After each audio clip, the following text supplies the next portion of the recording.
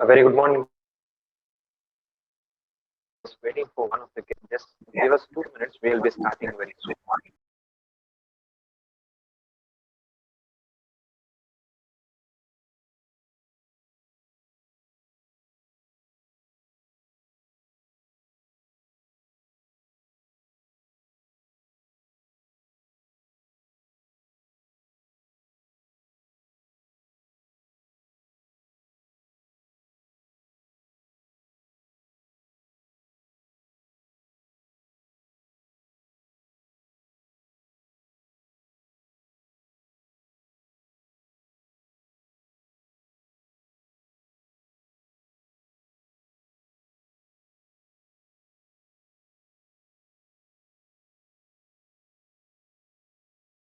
Raghavendra Kumar sir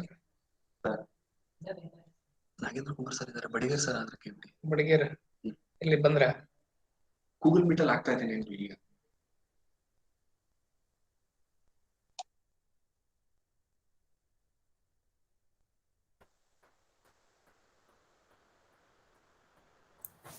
ಕೊನೆಗೊಡ್ರ sir sir ಹೇಳಿ sir.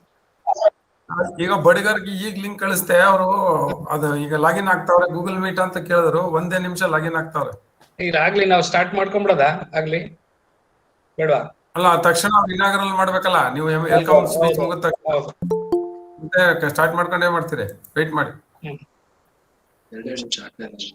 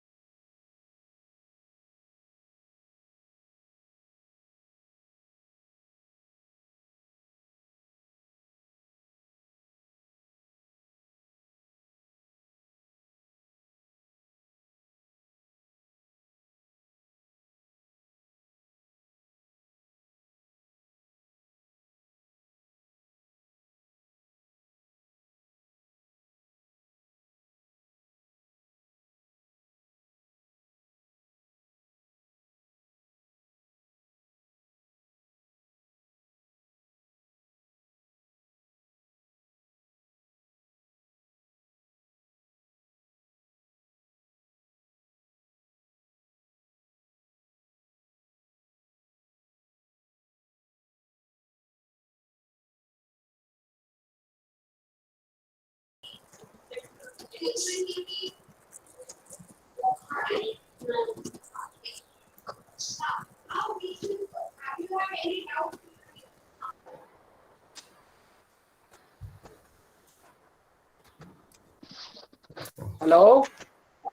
Hello hello everyone.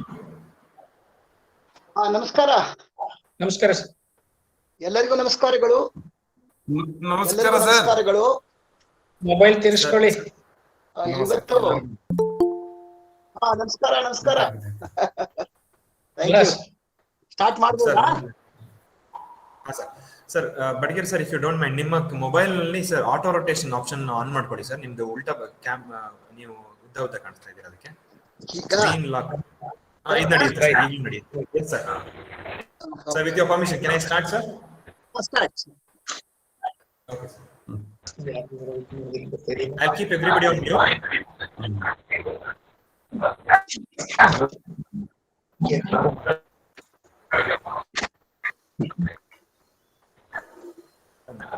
I request everyone to be on mute, please, so that I can just.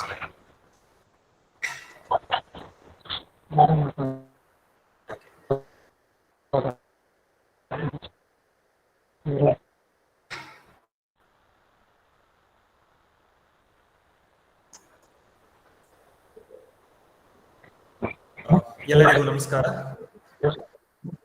ಜಗದ್ಗುರು ಶ್ರೀ ದೇಶಿಕೇಂದ್ರ ಮಹಾಸ್ವಾಮೀಜಿ ಅವರ ಪಾದಾರವಿಂದಗಳಿಗೆ ನಮಸ್ಕರಿಸುತ್ತೇನೆ. A very warm good morning to all the dignitaries, participants, and our fellows. Myself, Ullas, I'll be taking this opportunity. Sir, please, can you be on mute?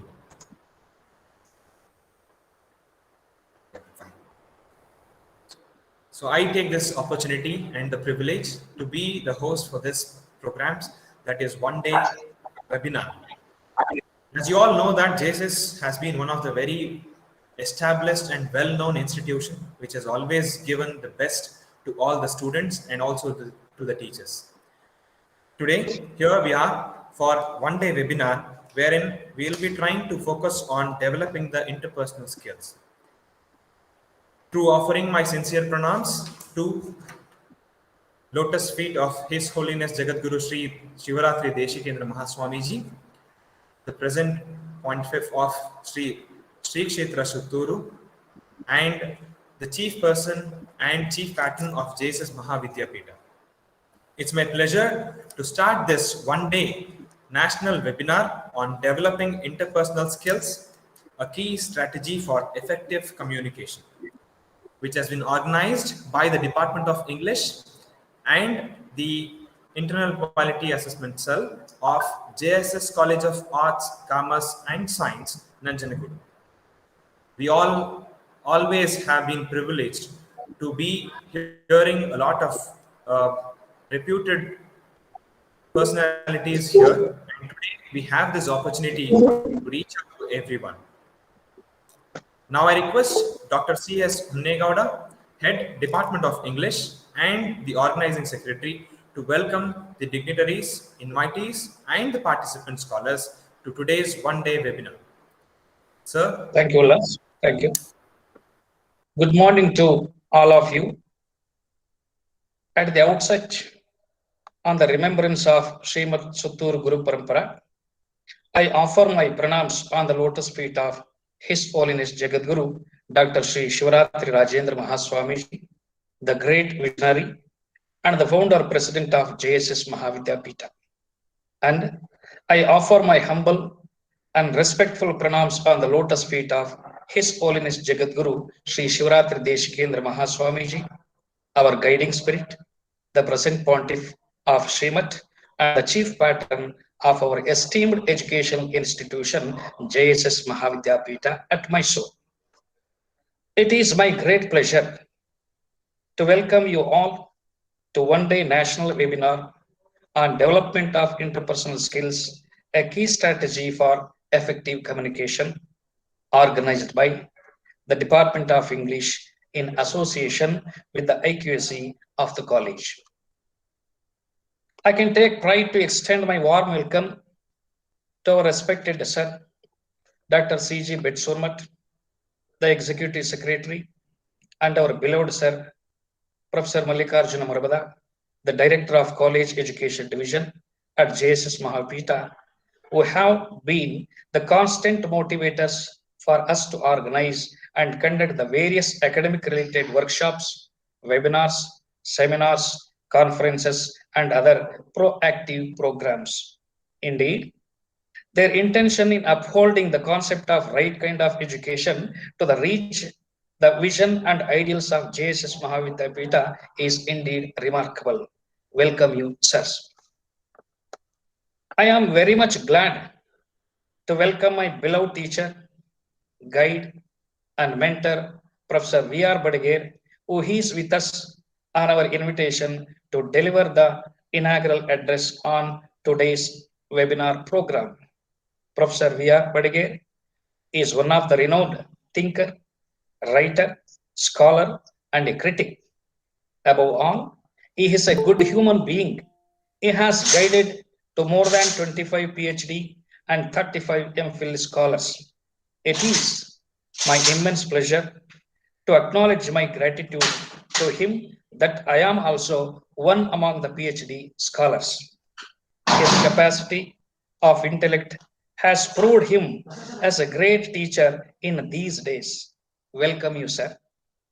It is my privilege to extend my warm welcome to my dear Sir Shri B. Niranjanamurthy, Assistant Director of College Education Division at JSS Mahavidyapita, Mysuru, and the syndicate member of COMM University, Shumaga, who has been a person of motivation, tolerance, and inspiration. His simplicity, thoughts of serving the interest of the common people in the society, and friendly nature have made him to be emerged as educational and political thinker in the forthcoming days. Shri B. Niranjanamurthy is with us on our invitation to deliver the keynote address on today's webinar program. Welcome you, sir.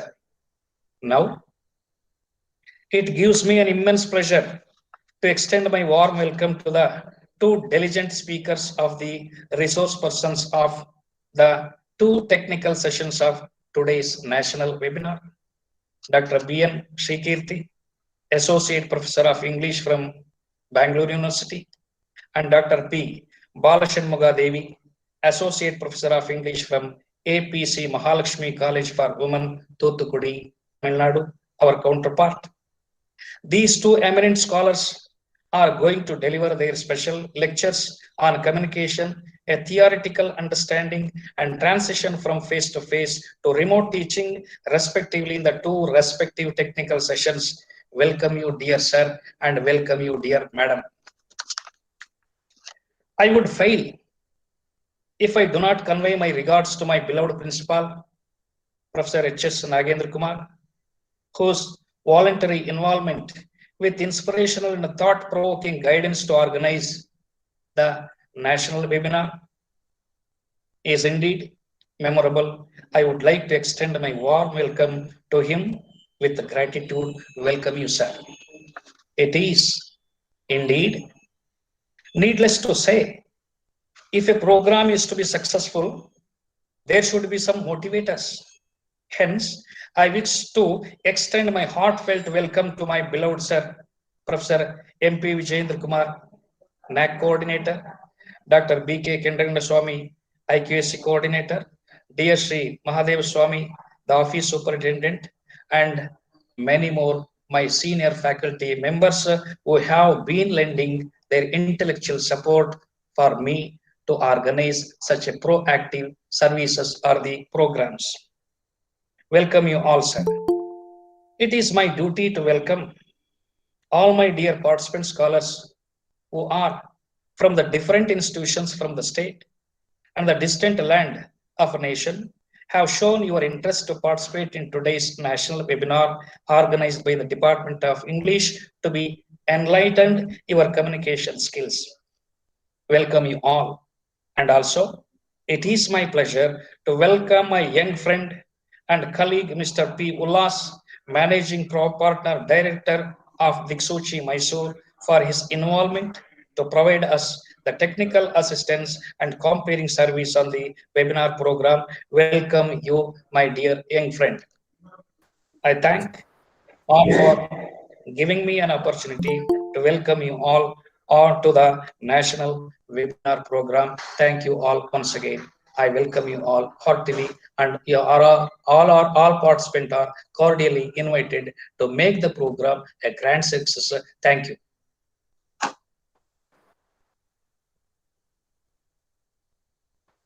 Thank you, sir.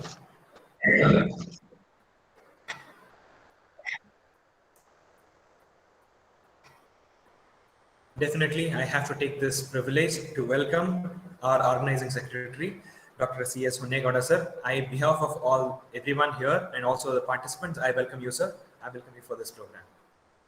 Now, it's always a privilege to hear from one of the very well-known dignitary, and he has always been one of the very strong motivating hand. I have been hearing his speech maybe from last 2 to 3 webinars. I have to thank Dr. C.S. Hunnegoda, sir, for giving the opportunity to hear Dr. V.R. Badgir, sir. And this is the opportunity for all of us to listen to one of the wonderful person today. And I take this pride to request Dr. V.R. Badgir, sir, Professor of English and the former Chairman of Department of Studies and Research in English, Gulbarga University, Kalaburgi, to deliver the proposed inaugural address on this webinar. Sir, we'll be happy to hear to you, sir. It's over to you, sir. Thank you. Good morning to all.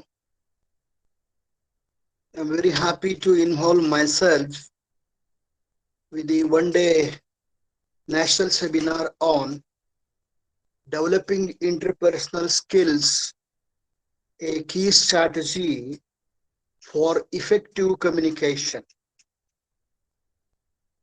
Before beginning my inaugural speech, I say my pranams to the HH, His Holiness Jagadguru Sri Shivaratri Deshakendra Mahaswamiji of Sutturmat, who is not only a great educationist and saint, and also the founder and president of JSS Vidyapita. I'm also thankful to the organizers for giving me this opportunity to have the inaugural speech in this national webinar. Communication is given a lot of importance in our new UGC curriculum. For several decades, we have been teaching literature, and also there was some trend of teaching language through literature for some years, and afterwards we had ELT, English language teaching, in schools and colleges and universities. But I don't know how far we are able to succeed in our mission of teaching English to heterogeneous students of any class, from LKG to university, so to say. Because our society is multilingual and it is categorized in several hierarchy. It's very complicated network, and the students come from various educational backgrounds, and in most of the families, English is not spoken as even as a second language. This effort has been going on to teach English to our children for communication purpose. Now we are in the communication era. So UGC has given lot of importance to these communication skills. But I reveal you about one department of English which has got interdisciplinary area of communication skills in Dravidian University, COMM. Excluding that, there is no such discipline in our state. It is yet to be given a lot of importance. We are yet to develop in this area at postgraduate level.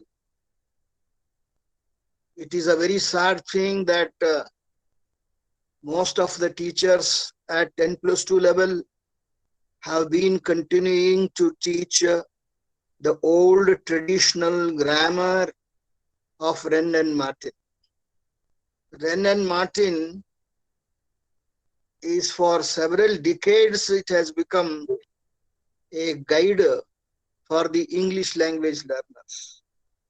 But we are not aware that new grammars have come in the field after 1960s and 70s.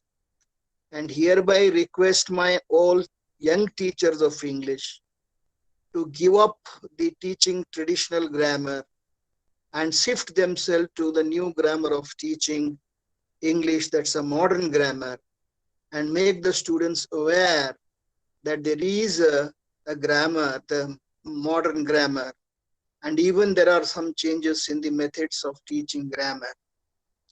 So grammar is closely associated with language, and language we define as a series of sounds. Communication is basic to language, and we must always know that communication was begun even before the origin of language. There was the language of signs, mudras. Later, in course of time, the sound-based language originated. We don't know, we can't trace what exactly in what stage of human history language originated. We always go back to the Vedic Sanskrit, which was in Middle Asia. So most of us, we know that that is the real beginning of the language. And all European, Indo-European, Indo-Iranian languages developed in the later stage along with the later modified Sanskrit. And you also know that Sanskrit later fell into Ardhamagadi and Pali. So that was the origin of language. But we have also come to know that language is still a problem. It is still a problem in day-to-day life. The purpose of language is to communicate, but we are not able to communicate. We have already gone into the study of various uses of language, and we also study the different kinds of languages also. But language, it is still a problem. Communication is still a problem. So the purpose of this webinar is to make communication effective, that too in interpersonal relations between one to one. There are many, like the one to many, and there is a communication with a crowd. There are many occasions of different kinds of communications. Even the words we use do not sometimes mean what we mean. That's why always we say we should mean what we speak, we should mean. So language is evasive. So in a modern critical theory we study, especially in Roland Barthes, The Death of the Author, the communication between a reader and a writer. He says that there are several levels of interpretations.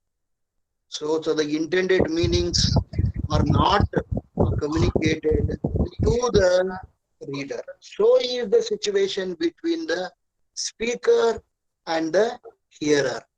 So we must be very careful in day-to-day life in using language as a tool of communication. And to make it effective, these things are left to the other resource persons who deliver lectures. Okay, thank you.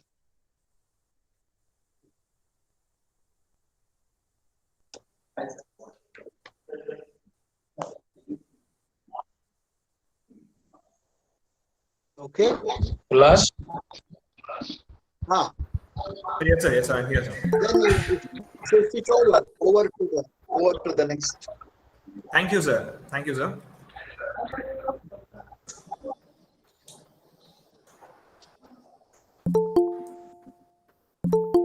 go to next.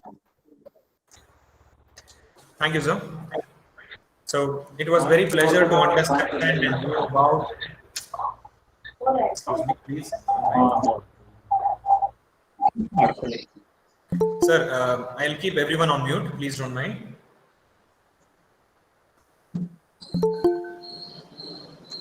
Okay.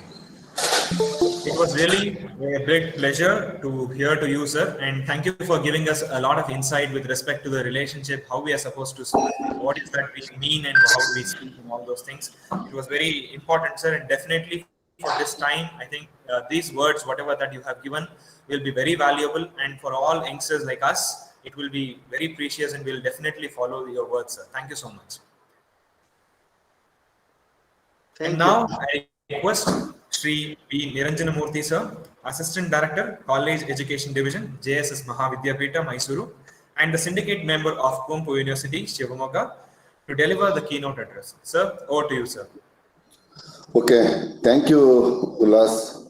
Thank you very much.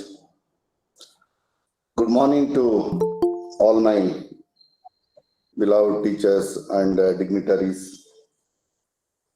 On the remembrance of the Guru Parampara of Sri Sattur Math, I offer my humble and respectful pranams to the lotus feet of His Holiness Jagadguru Dr. Shivaratri Rajendra Mahaswamiji, the founder president of JSS Mahavidyapita, and I offer my humble and sincere pranams to the lotus feet of President Swamiji, His Holiness Jagadguru Sri Shivaratri Deshikendra Mahaswamiji. Indeed, I am glad to deliver the keynote address on one-day national webinar organized by the Department of English in association with the IQAC of JSS College of Arts, Commerce and Science, Nanjangud. The college has been providing the quality and need-based education to the students of all sections. JSS Mahavidyapita is working as work is worship is the main motto of JSS Mahavidyapita, our esteemed education institution. As this, the institution has ever opened its door of knowledge to the students of arts, commerce and science. The expertise and dedicated teaching of the non-teaching staff of the college have been rendering their valuable service to meet the academic related demands of the students. It is an appreciable thing that today the Department of English association with the IQAC of the college has organized one day national webinar on developing interpersonal skills, a key strategy and effective communication. You know that right from the time when a child is born, communication plays an important role. We spend the most of our time communicating with each other. Speaking, listening, and writing are the common forms of communication. As it is my opinion that a good listener can become a good speaker. Now you have participated on the national webinar as a good listener. Later, you will turn as a good speaker, critics, and even judges. Communication is not an easy task. Needs to take more care in using proper spoken and written English, even written language. And also there may be a speaker or listener, maybe a writer and reader, even maybe master or servant. One should be more cautious in their actual language as well as their body language as a sign of gesture movements. I would like to convey my thanks to Professor V.R. Badigar sir. You delivered very good inaugural speech, contended inaugural speech you delivered here. I hope that the speakers of the two sessions, Dr. B.N. Sri Kirti, Associate Professor of English, Department of Studies and Research in English, Jnana Bharati, Bangalore University, and Dr. P. Bala Shanmuga Devi, Associate Professor of English, APC, Mahalakshmi College for Women, Thoothukudi, Tamil Nadu. Our contemporary, you accepted our institution invitation and you are here. It is my pleasure to acknowledge the effort taken by the principal of the college, Professor H.S. Nagendra Kumar, IQAC Director, Dr. B.K. Kangan Swami, NAC Director, Professor M.P. Vijendra Kumar, and Organizing Secretary, Dr. Vannegowda, and other for their deep involvement to make today's national webinar meaningful and successful in the interest of my dear participants. I thank all of you for giving me an opportunity to deliver my keynote address on this occasion. Thank you. Thank you. Thank you, sir. Thank you. Thank you, sir.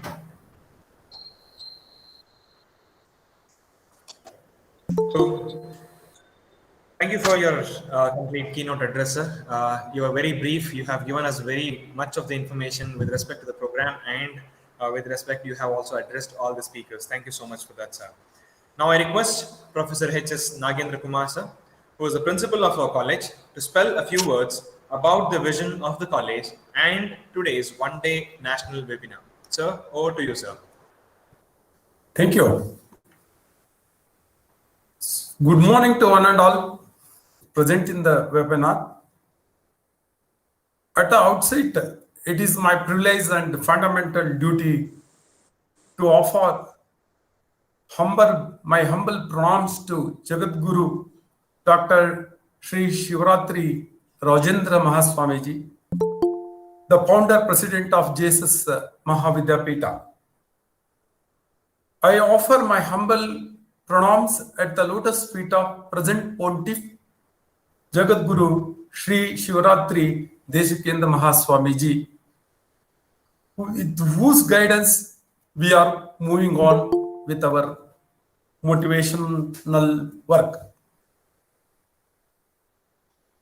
As per Jesus Mahavidyapita's aspirations and directions, our college has taken an initiative to organize a national webinar on effective communication. Jesus Mahavidyapita has been the guiding spirit in all our endeavors. Therefore, I take this opportunity to express my gratitude, sincere gratitude to Jesus Mahavidyapita for the wonderful guidance and directions to us. Today's webinar is on developing interpersonal skills for effective communication, which has been just now inaugurated by Dr. V.R. Badiger.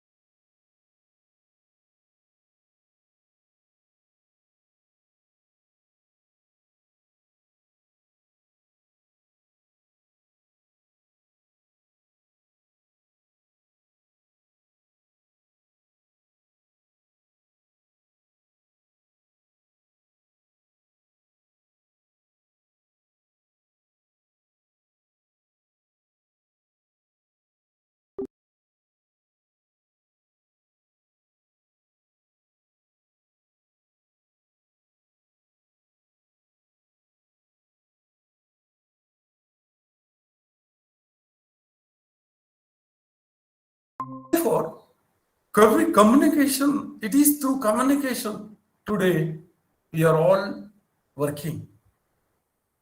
Communication has assumed a greater importance in these days. What is interpersonal? Now let us go to interpersonal skills of effective communication. As we are all working together, person-to-person relationship matters. While passing on the orders or exchanging the information, certain skills are required. These skills, communication skills, first category, communication through verbal, non-verbal, and listening skills. Verbal means through words, non-verbal means facial expression, body language, and all. What matters more here is listening. More importance should be given to the listening skill. Second category is emotional intelligence. That means to say, we should be able to understand and manage emotions. If we cannot control and manage our emotions, then it becomes a great problem in communication. Third skill is team working. We all are working together. Someone leads us and we have to follow the orders. That means we should develop team spirit in which very, very important is listening, following the orders. And participation of each and every team member is very, very important. That should also be allowed. Fourth skill is negotiation, persuasion, and influencing. We all know that we should have the outcomes which are mutually agreeable. If you don't have the mutually agreeable outcomes, that gives you a lot of difference of opinion. The fifth category skill is conflict resolution and mediation. So when we interact with each other, sometimes it may give rise to conflicts and difference of opinions. But whatever it may be, there should be a positive thinking or way to solve all these problems. Lastly is problem solving and decision making. Problem solving involves identifying the problem, the various alternatives to solve the problem, and pros and cons of each alternative should also be evaluated.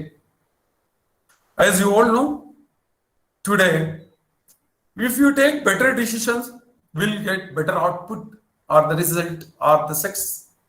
Our success always depends on our decisions, how well we take decisions, how we take decisions, but we cannot take decision without studying the problem or analyzing the problem and evaluating the various alternatives.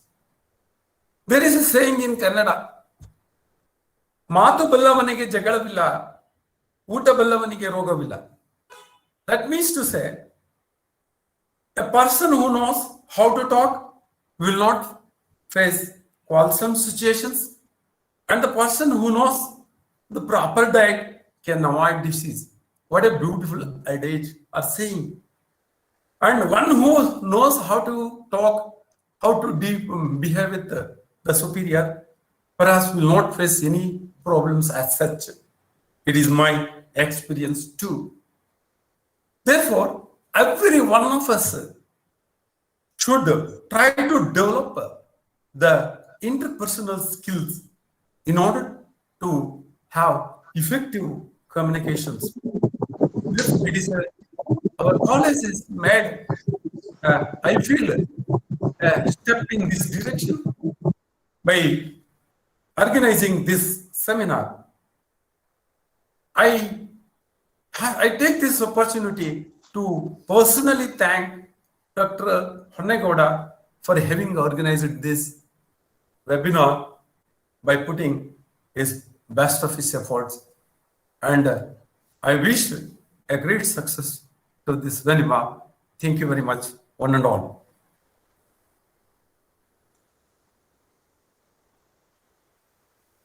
Thank you, sir.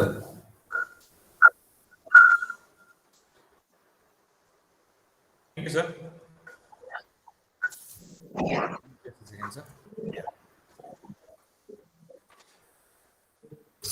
Thank you, sir.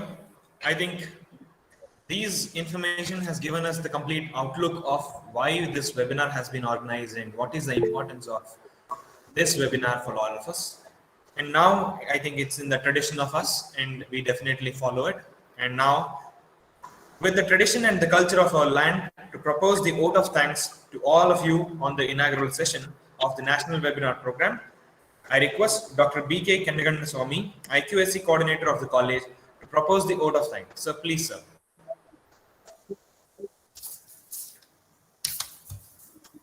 Good morning, one and all. My humble pranams to the Divine Soul, Jagadguru Sri Shivaratri Rajendra Mahaswamiji, the founder president of JSS Mahavidyapita, and I also offer my sincere pranams on the lotus feet of His Holiness Jagadguru Shivaratri Deshikendra Mahaswamiji, the present president of JSS Mahavidyapita. Myself, Dr. B.K. Kendaganda Swami, indeed very much glad to propose vote of thanks to all of you on one-day national webinar on developing intrapersonal skills, a key strategy for effective communication, organized by the Department of English in association with IQAC of the college. My sincere thanks to Dr. V.R. Badigai sir, Professor of English and the former chairman of the Department of Studies and Research in English, Gulbarga University, Kalburgi, for his inspirational address. Thank you very much, sir. My special thanks to Shri B. Niranjanamurthy, Assistant Director in College Education Division, JSS Mahavidyapita, for his motivational keynote address. Thank you very much, sir. I also thank the resource persons, Professor S.P. Narayanachar and Professor Balashanmuga Devi of this webinar. I thank Professor Moramadu Mallikarjuna, Director, College Education Division, JSS Mahavidyapita, and the officials of JSS Mahavidyapita for their support. I thank our beloved principal, Professor H.S. Nagendra Kumar, for his constant support and encouragement in organizing today's webinar. Thank you very much, sir. I thank Dr. C.S. Honnegoda, Organizing Secretary of today's national webinar.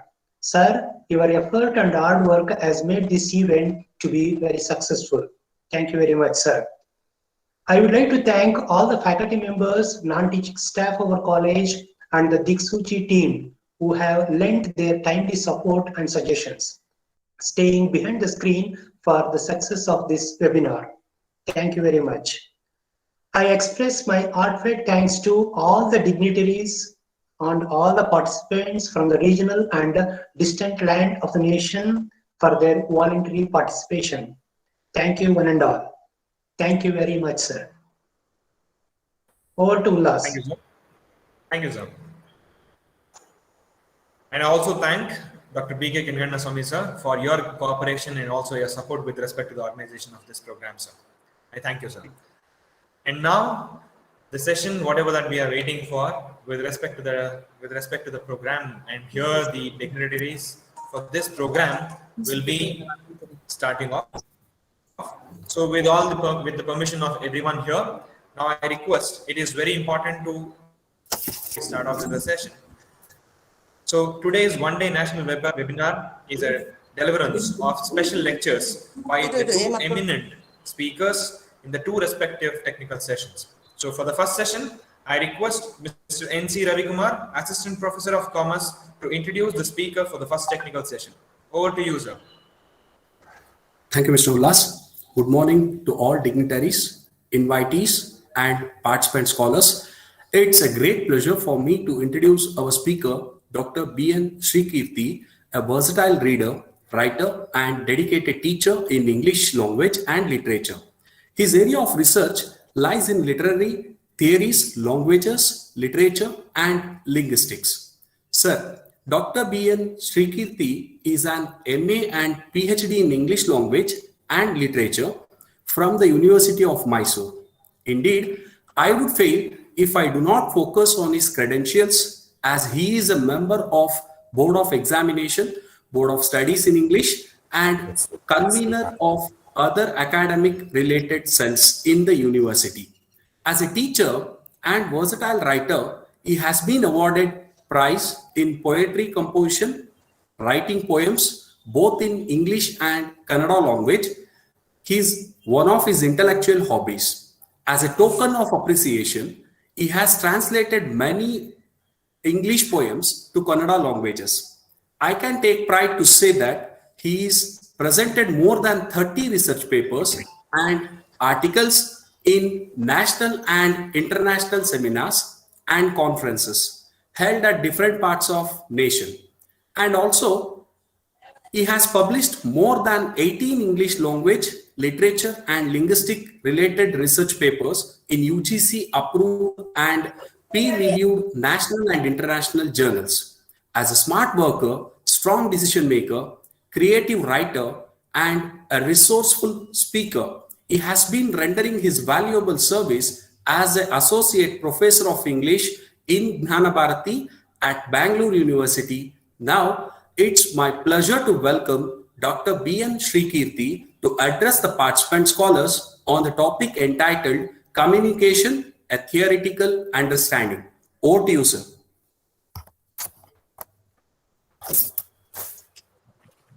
Thank you, one and all. At the outset, seeking his blessings of Jagat Guru, I want to start my understandings. And at the same time, I want to thank the principal of the college, JSS College of Nanjangud, the director of IQAC, and the College Development Council Director, as well as Dr. Honnegoda, for considering me to deliver a lecture in this one-day national webinar on interpersonal skill, a key strategy for effective communication.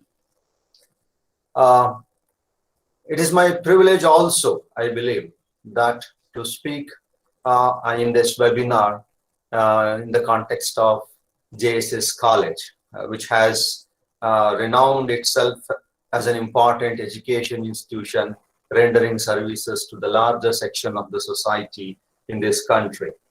Therefore, it is a great pleasure also to have my identity along with this Vidyapita to on this particular day. Indeed, I was very much happy to express my consent when Dr. Honegoda contacted me in this regard for delivering a lecture on this particular topic called interpersonal skills. Basically, I'm not much particular or much read about this communicative skills and other ideas related to communication, but yet there are certain things to be primarily understood when the word communication appears, or when the word communication interferes in the academics. It is directed or addressed towards the English department or the English teachers. Communication means it is the English teacher's responsibility, not even considering any regional language teachers or departments of regional languages all over in India. This is one fundamental problem, because it is just directly considered that the communication means speaking in English. Communication means speaking in English. And speaking in English means it is the responsibility of the English teachers. Well, of course, this particular idea is considerable to a certain extent in a certain context, where a professional activity, a professional condition is to be retrieved or established. The question of communication arises. And this question of communication is still being a very fundamental issue in all our academic as well as the professional activities, is because the idea of communication is primarily not being taught, not being properly instructed, either through the curriculum we have or through the methodology of teaching we have.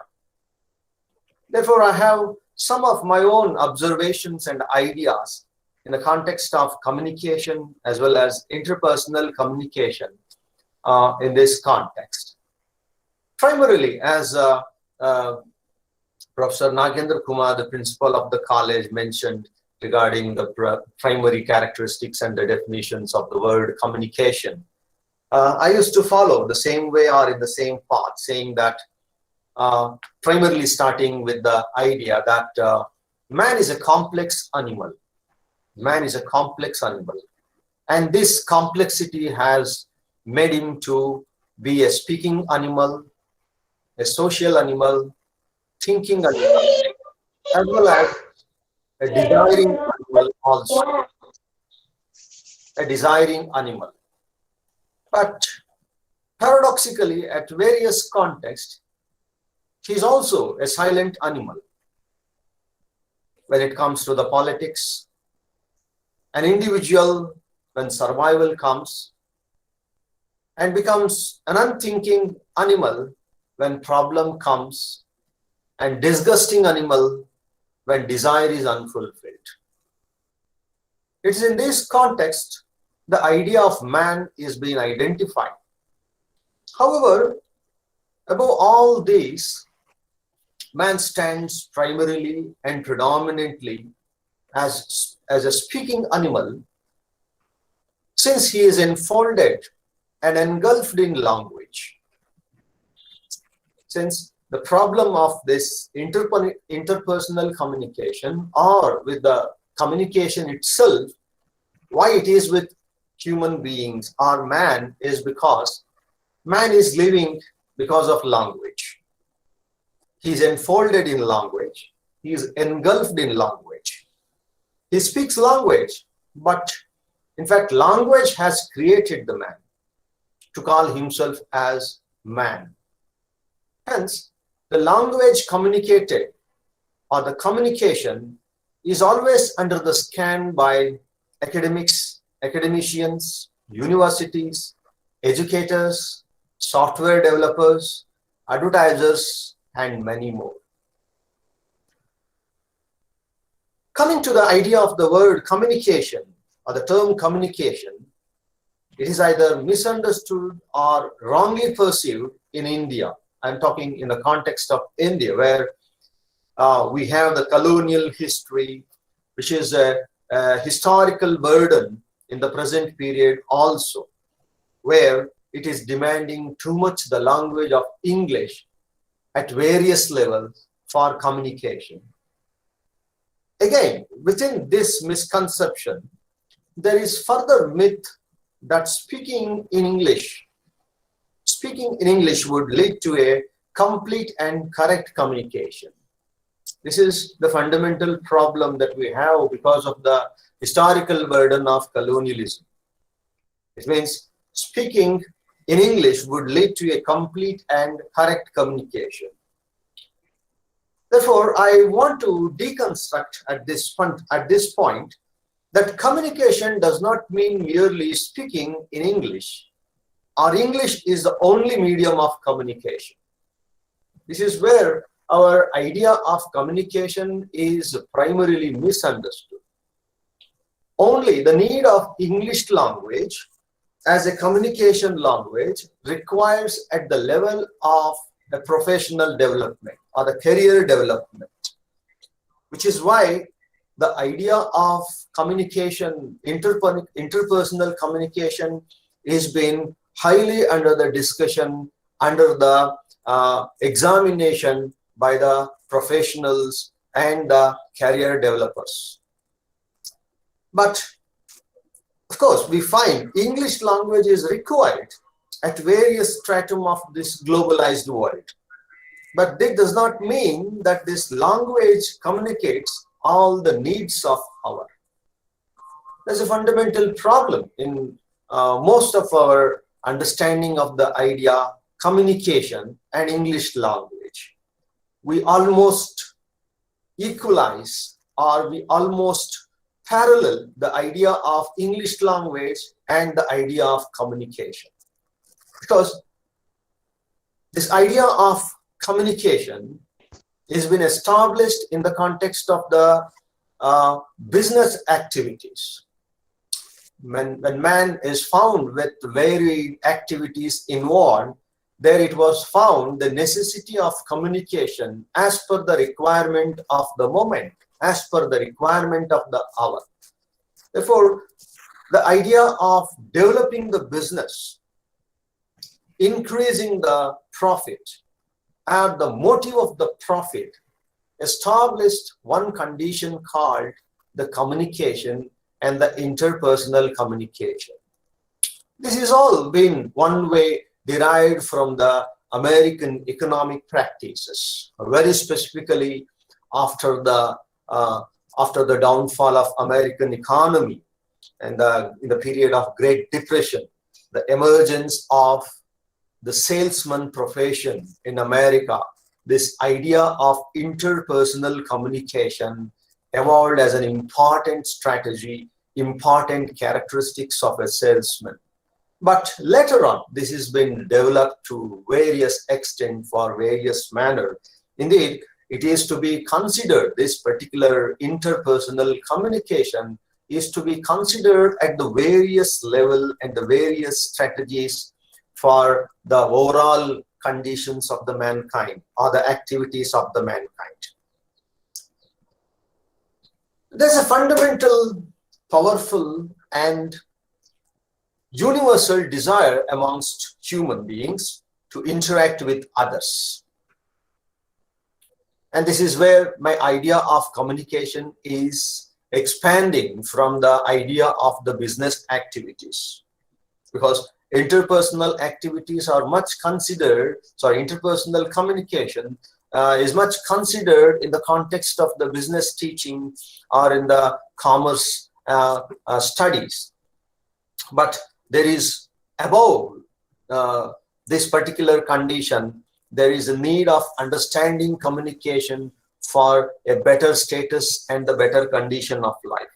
Therefore, there's a fundamental demand or the desire amongst the human beings to interact with others.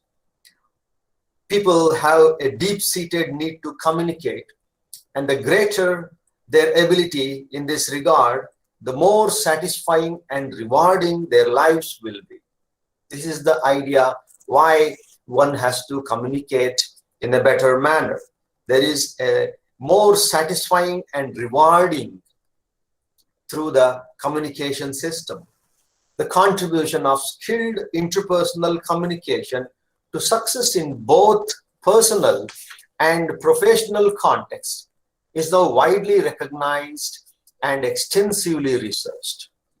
This is where we find thousands of books being published and discussed from the theoretical, practical, and from the research point of view to develop intensively the idea of communication, to introduce structurally the idea of communication.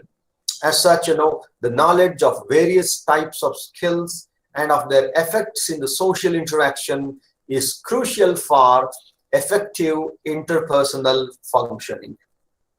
Indeed, there is lots of definition found, which one of the definitions being said by the principal of the college regarding the communication. But when it comes to the skills of communication, there are 14 main skill areas. To mention it in a brief, it is nonverbal communication, reinforcement, questioning, reflecting, listening, explaining, self-disclosure, set induction and closure, assertiveness, influencing, negotiating, and interacting in and leading group discussions. These are all much skills which are required at a certain administrative level, at a certain business level. Whereas when it is considered as a concept, communication is notoriously difficult to pin down. It represents a phenomenon that is at one and the same time ubiquitous yet elusive, prosaic yet mysterious, straightforward yet frustratingly prone to failure. These are the paradoxical status of the idea of communication. As I said at the beginning, with the status of the man speaks but fails to communicate. Man knows the language but fails to use the language properly at the required time in the required manner. This is how paradoxical status of man is always demanding a learning throughout the life. Therefore, man is also a continuous learning animal. Unless the learning is being considered continuously, there is no growth, there is no development in man. Therefore, we find this communication in the context of the word, in the definition, it's been portrayed as both complex and brittle, composed of several series of sometimes very subtle actions and behaviors, which as a rule are fallacious but quite often less than completely successful. Whatever is being communicated, there is always an incomplete, because the very structure of the language itself is unstable. Though we have language, the structural condition of the language is always with the instability of the meaning. Because in a language, a word has a meaning, but that meaning is not always universal, is not always the same, because it depends on the receiver. It depends on the context. It depends on the conditions, connotations in understanding a word. And therefore, the idea of communication is being said as both complex and brittle. and composed of several series of sometimes very subtle actions and behaviors, which as a rule are fallacious but quite often less than completely successful. We don't know, we won't do, or we can't do a complete successful communication. This has created difficulties. The very idea of the language, where there is structure and the nature of the language, has created certain number of difficulties when it comes to the reaching argument over matters of formal definition. There's a problem. That's where we can't define what communication is in a single statement, in a single definition. And it is also the present condition of our understanding of everything, that nothing is stable, nothing is constant, but only change. Hence, we attributed the problem to the vast range of activities that can be legitimately subsumed under this label, communication,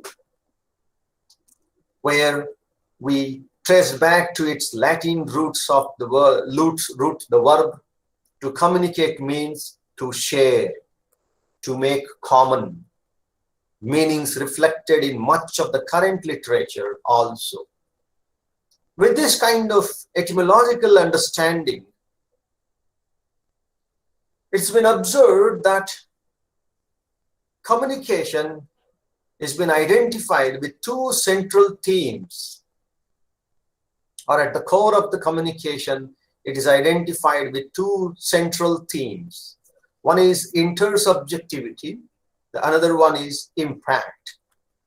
Intersubjectivity here is, which has to do with striving to understand others and being understood in turn. This is one particular condition, which has to do with striving to understand others and being understood in turn, which is a very complex condition, a complex nature involved in the activity of communication. The second theme is the impact, which represents the extent to which a message brings about change in thoughts, feelings, and behavior.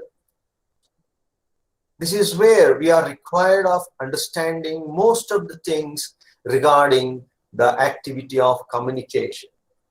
Impact, which represents the extent to which a message brings about change in thoughts, feelings, or behavior. Unless the impact has been made, there is no use of communication. The communication goes in vain.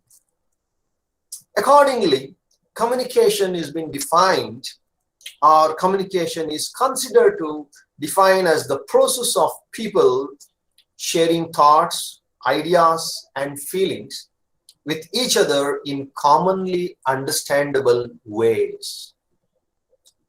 With these primary things of the idea of communication, I want to shift over to certain things that we have to consider as academicians in the context of interpersonal communication.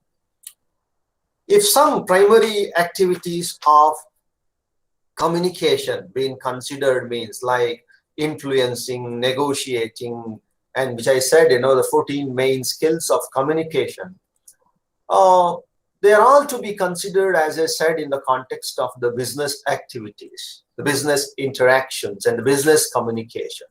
But as teachers, our consideration of communication is in connection with the academic activities, is in connection with the classroom activities, is being associated directly with the students' community. Therefore, certain things have to be understood in the context of the communication, where it is also very important to develop certain interpersonal skills for the effective communication in the context of teaching at the large. Therefore, my certain observation are being considered to develop the idea how, as the teachers, not specifically the language teachers, because language teachers are not only the teachers who are communicating or who are sharing the ideas of a subject, but all the teachers are communicating to share the ideas of their own subjects, of their own mastered subjects. In that way, we teachers stand as communicators. We teachers stand as communicators, where there is indispensability of communicators to the process of fairly obvious, where we find the one was designated the source, the other the receiver. These two places and these 2 points we consider in the process of communication at the beginning. The receiver, the source and the receiver. And the process was held to commence when the former transmitted a message to the later. The process was held to commence when the former, when the source person transmitted a message to the later. There we find certain things to be further understood in the context of the message. The message can be thought of as the content of communication, embodying whatever it is that communicators wish to share. The message is important, where it has been described as a pattern of thought, configuration of ideas, or other response to internal conditions about which individuals express themselves. The first thing is communicators, where we find the source and the receiver. And between the source and the receiver, there is a message considered, which is a pattern of thought, configuration of ideas, so and so. And for the passing of the message, medium is another important element. The medium is the particular means of conveying the message, where we find there are 3 types of media: presentational, representational, and technological or mechanical. Presentational, voice, face, body, all these things are considered. Representational, books, paintings, architecture, photographs, so and so. I'm going to consider on this particular representational in the later discussion about the communication in the context of teaching as well as the academics. And there is also one particular thing to be considered: channel, which refers to which connects communicators and accommodates the medium. Like it is operating like a bridge between the sender and receiver, between the sender and the receiver, the bridge like, where there are different channels available, which I'm not going to discuss at this point. But moving to another part of the communication, code is another important thing, which is a system of meaning shared by a group. It designates signs and symbols peculiar to that code and specifies the rules and conventions for their use. And another important element is noise. Here, the word noise has a rather special meaning, which is more than mere sound.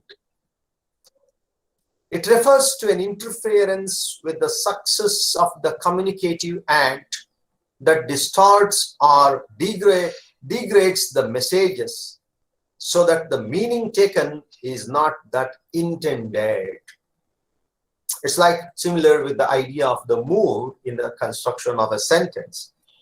The latter part is the feedback.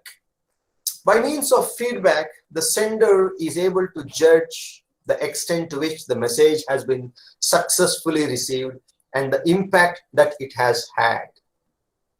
So with these primary elements of the of communication, there are certain things to be particularly observed and considered in the context of the academics and the academic communication. The academic communication, why I am specifically mentioning at this point is,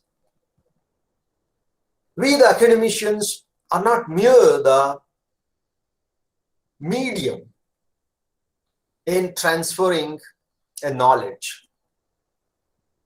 We transfer the knowledge to the receiver, carrying a message as a source to the receiver, using different channel and the medium. But there is always an objective to be maintained in our communication system, in our communication practices. Hence, with this kind of academic activity, academic communication requirement, it is necessary to understand in the context of the receiver, the students' community, certain theoretical aspects to understand how this particular idea of communication is to be maintained in the classroom context. Because in the classroom also, as teachers, we are communicating from the interpersonal point of view, where this interpersonal communication needs the ontology of social being. The ontology of social being. Here, it is the metaphysical study of nature of being and existence. The ontology of social being is very important when this communication is considered. Because our idea of communication as academicians, as teachers, in the interpersonal process is not just to transform certain informed knowledge or informed ideas already. It is a responsibility of the academic communication to integrate an idea with the students' community, in the students' community, and to establish a stronger capacity in the student to carry on a system of knowledge to the next generation. Therefore, a classroom activity is also an interpersonal communication, which is required of the ontology of the social being.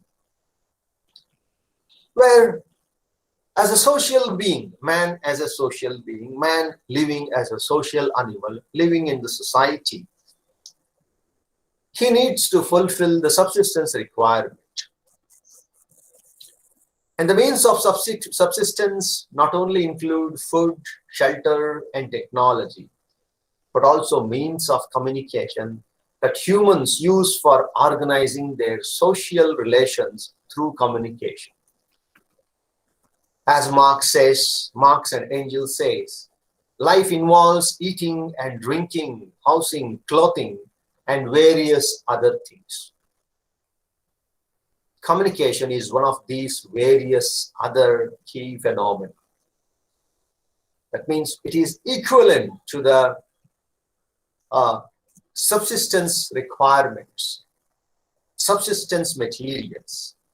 And therefore we find certain aspects to be understood in the activity of interpersonal communication. In the context of the present world, which is globalized, economically, culturally, and even psychologically also,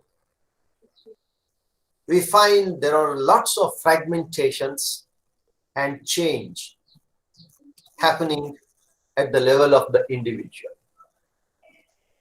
Very specifically, self-identity is being changing, is being fragmented, which is being forged amid the puzzling diversity of options and possibilities in this globalized world. It is, of course, the condition, the psychological conditions of every individual in the globalized world where there is instability in establishing the self-identity because of the diversity of options and possibilities. In the process of communication, if the self-identity is not stabilized, the communicated message is going to be in vain, is going to be useless. Therefore, the research in the context of communication has located a range of sociological, psychological, and linguistic perspectives which is used to illustrate the potential of everyday communication to contribute to the challenge of forging a sense of identity. In the globalized world, our identity is being continuously shifting because of the activities, the man involved. The identities are being continuously shifting. Right now, looking at my screen, I have lots of names which are given for this particular event or the condition, an identity. And soon after this, the identity changes. The identity shifts. Where at this particular point, with the identity for listening to this webinar, the condition is fulfilled. The communication may be completed or may be achieved. But after this, how much it is considered the ideas that we shared, discussed in this webinar is not known. Hence, there are certain conditions that we need to consider regarding the self-identity, which may be composed of multiplicity of selves. Multiplicity of selves. Because of these various selves, man is unable to listen the same thing continuously and communicate the same thing to everyone. That is where we find the problem at this particular point of the globalized world, where the communication is facing a problem. In spite of the technological advancements, in spite of the digital advancement and the improved communication instruments, we are still facing the problem of communication means it is connected with the identities of the self. We may not be the same, we may not carry the same identity when we shift ourselves to a social place. When we shift ourselves to a market. Therefore, our activity of communication changes from one place to another, one identity to another. And therefore, it has always been observed that the identity of an individual is established in connection with culture, with the growth of cultural diversity because of the globalized world and because of the postmodern world, the self and social identity has been highlighted the need of the individuals. For example, we find one particular student in a classroom carrying a different identity apart from the student identity. In such a condition, it is very difficult to communicate a message with a specific identity we already established before going to the class. There is a problem. There is a difficulty. For whom to communicate? Because the listener or the receiver has not established a conditioned or a specific self-identity in the context of the class, in the context of this academic pursuit. Therefore, we find the culture has been highly influencing in disturbing the self-identity of individuals. Therefore, some preliminary thoughts about the relationship between culture and communication is required to be discussed a while. Culture here, like the communication process, is dynamic, means changing. And therefore, it is the nature of the relationship between them is also changing, the culture and communication. And the relationship between culture and communication is also changing, where we find this particular culture as the main element that compose the culture of a society, with its history, languages, traditions, customs, art, climate, geography, social, political, and economic norms, as well as religious values also.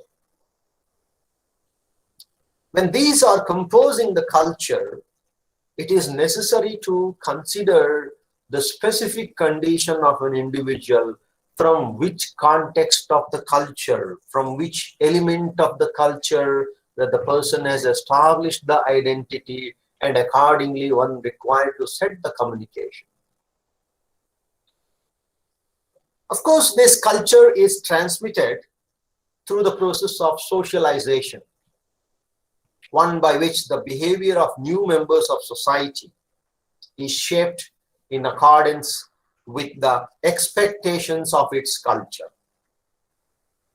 This particular process is considered enculturation, like a child is started giving the language and the child started adjusting to the culture, developing its capacity to involve in the culture, which is considered the enculturation, the process of enculturation. This is arguably the most filled with distress for those who have been socialized into one social culture, but then find themselves have been adopted, having to adopt for an extended period of time or permanently to another. This process of enculturation.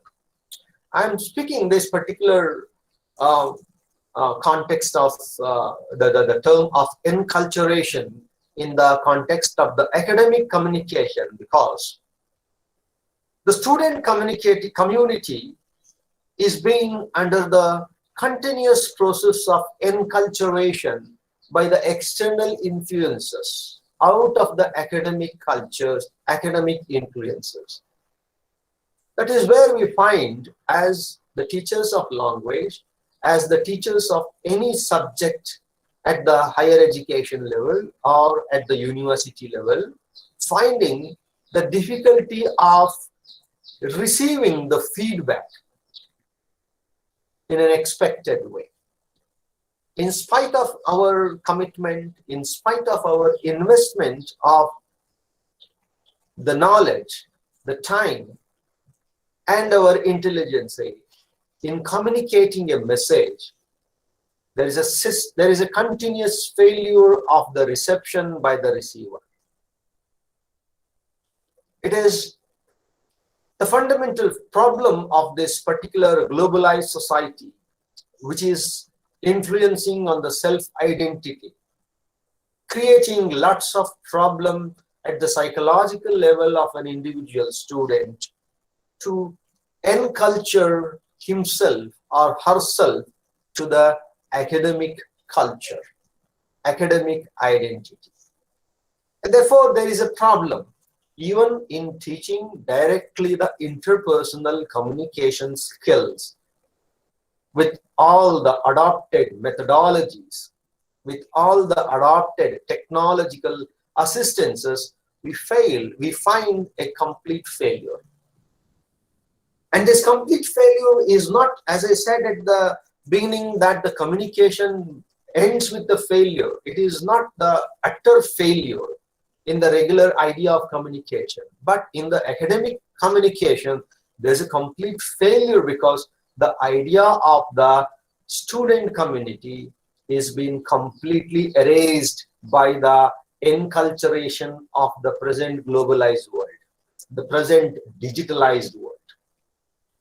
That's why we have a very common example to consider at this point, where all of the teachers who are participating here must have engaging their classes in the online method, the online mode, where we find when the student is being asked the kind of profile photos they have posting themselves. They have posted themselves. They have set themselves as the profile photo. And that is their identity at that point. That is their feeling of existence at their point. Either of their own, appearances, their own photographs, selfies, or of the different pictures of the others, animals, nature, whatever they wanted to have, they place as the profile photos. And that is their digital identity for the moment. And it would be a very disturbing for a communicator to receive such things and accordingly communicate to them the academic substance. That is where we find a very big failure at this particular point of this online mode of communication, online mode of teaching in the present pandemic period. For a student who has his own favorite or her own favorite photo as a profile photo in his mail ID or in this kind of online meeting IDs, it is not provoking anybody to consider whether the student is really interested to listen, really considering the communication taking place at the moment. And that is where we find that the enculturation process among the students, among, of course, the social being, is being creating certain problem in establishing and completing the communication process, irrespective of the communicating subject or the communicating message. Because this process of enculturation is very complex and multifaceted. For within cultures are to be found subcultures. We are not so familiar when it comes to the classroom, when it was in the conventional class structure, where all the students are sitting in a row and in the column of the classes, on the desks of on the benches of the classroom, where there are in a common place with a common reason and a common condition, everyone is sitting. But in this activity of this online mode of education, online mode of communication, we have found different kind of subcultures developed by the social beings.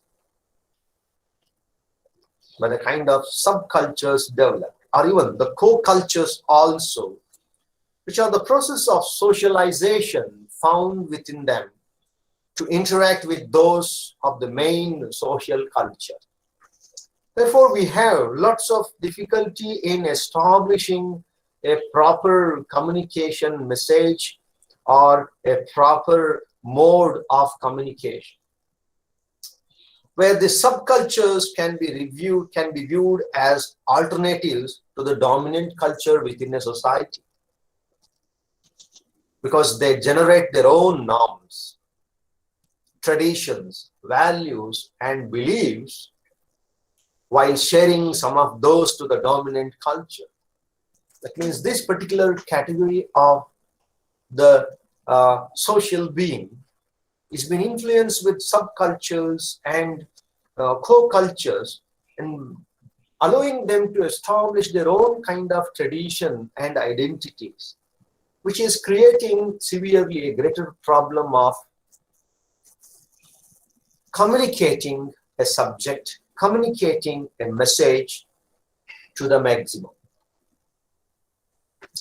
It is not just to be considered specifically with the idea of academic communication, a communication sent by the system, by the government or the state,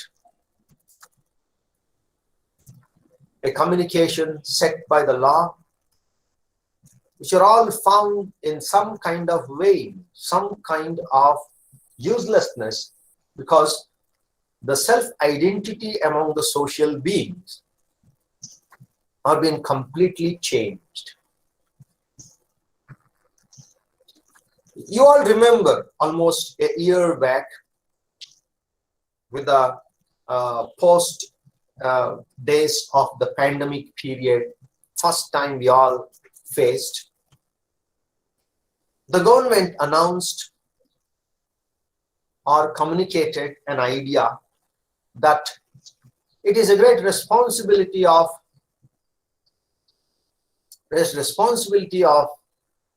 the citizen of the country to express their gratitude to the frontline warriors of the pandemic situation. And you came across with lots of varieties of expressions made by individuals and the groups, irrespective of understanding the situation. And that is where we find how the communication is being received and what kind of people has received and understood and reacted accordingly. What is the kind of feedback that the author has, that the receiver has given? And that itself gives us the condition to understand how interpersonal communication is to be established in the context of the culture, in the context of subcultures, because the subcultural identity has embodied the reactions of a social group to its experiences within society. And even the members of such subculture groups are often those to whom society awards low, subordinate, and dependent status, and therefore their feedback, their reaction to a communication is always pompous, is always different, indifferent, or even against. In the academic context, this subcultural identity and co-culture identity are very significantly to be observed among the students. This particular condition has making us to understand that how complex the animal man is. And there is also one particular thing to be understood in the context of the culture, the term co-culture, which I mentioned in the context of the subculture I mentioned earlier. This term co-culture is also employed to refer to those groups that generate significantly different patterns of behaviors to those found in the dominant culture, where the term does not carry the suggestion that these patterns of behaviors are less worthy than those of main culture, and reflects the aspirations of multicultural pluralistic societies.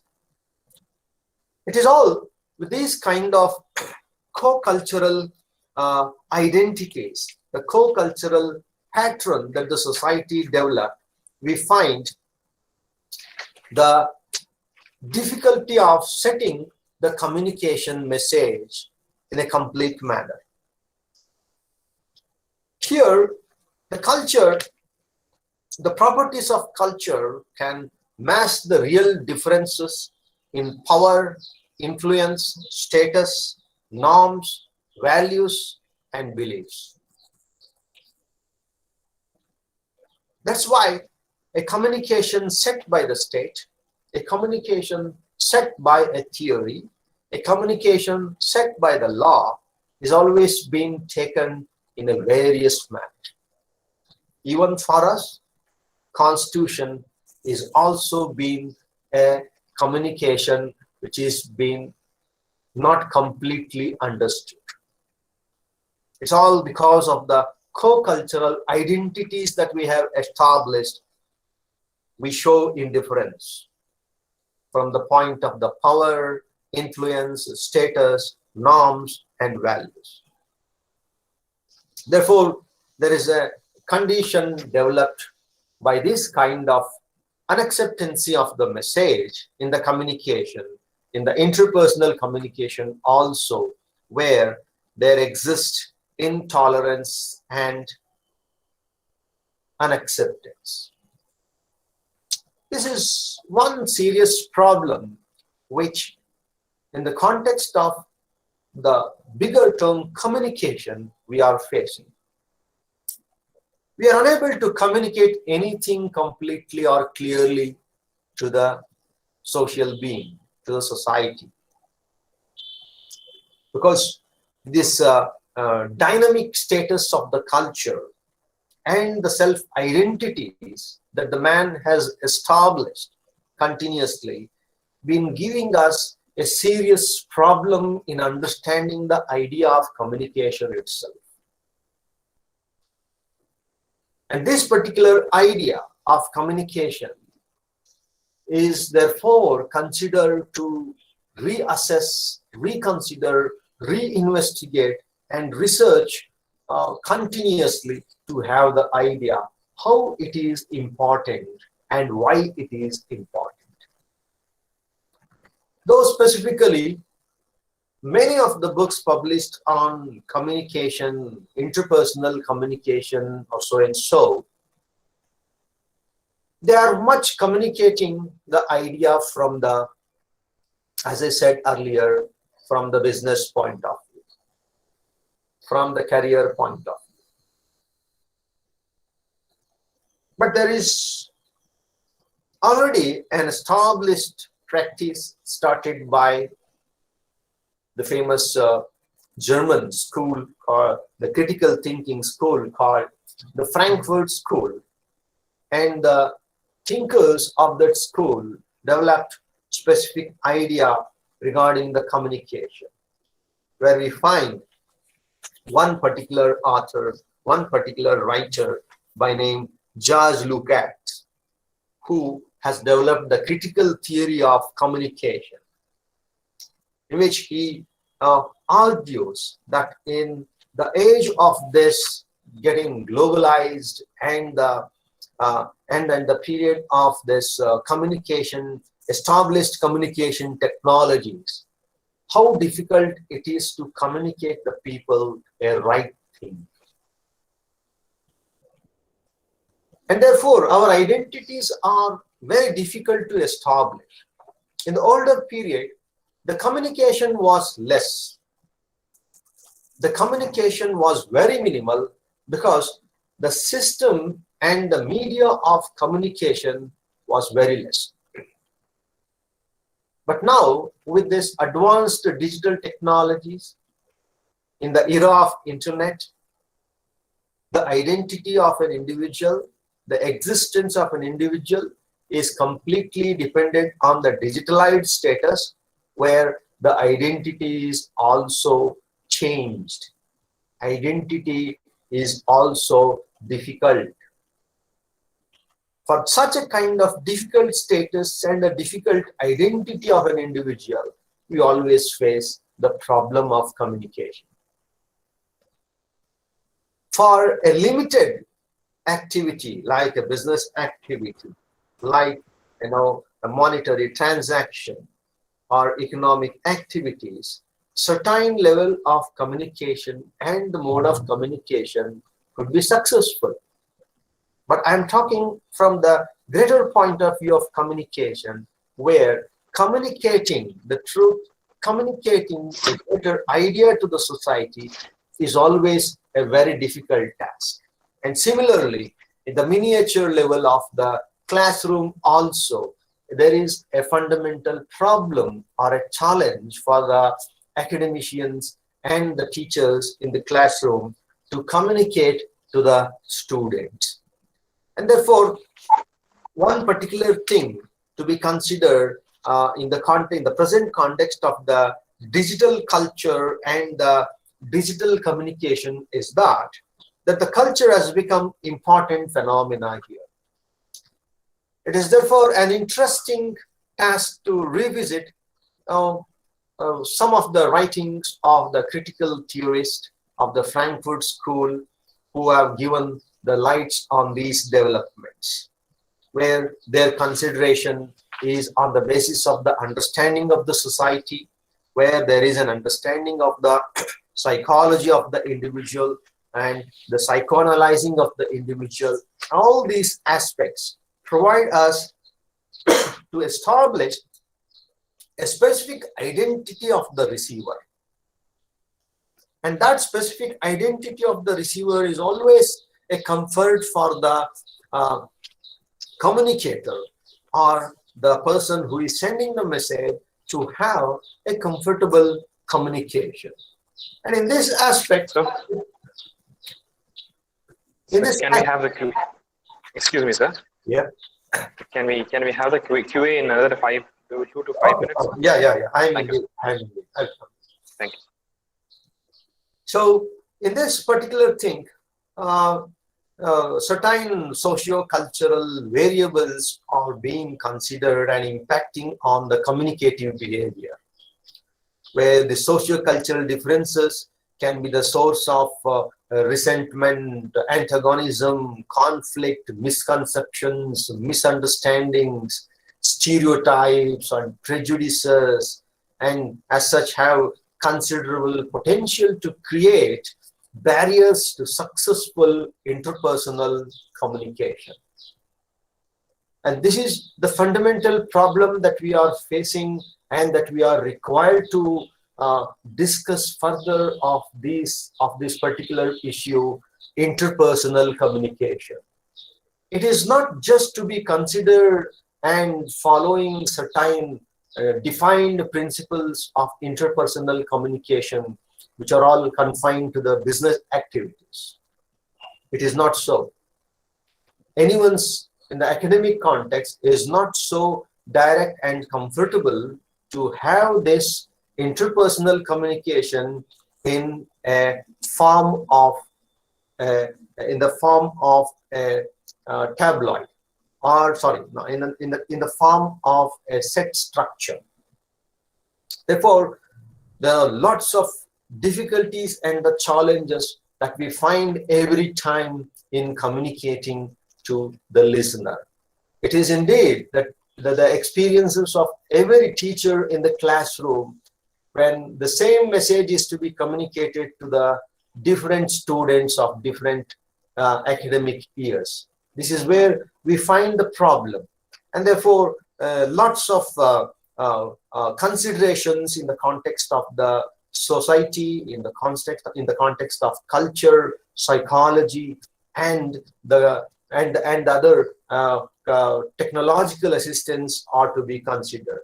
India, in this context, which is having its shift in the cultural practices to the postmodern status, we find it a very difficult condition, because this condition of the postmodern is very volatile, illogical, kaleidoscopic, and even hedonistic, which is a very difficult problem that one has to face in communicating. That's why, in spite of the sociological theories, political theories, and in spite of the great writings of the saints and the writers and the poets, we fail to communicate something as ethical, something as moral at this point, is because the receiving end is finding the problem of self-identities.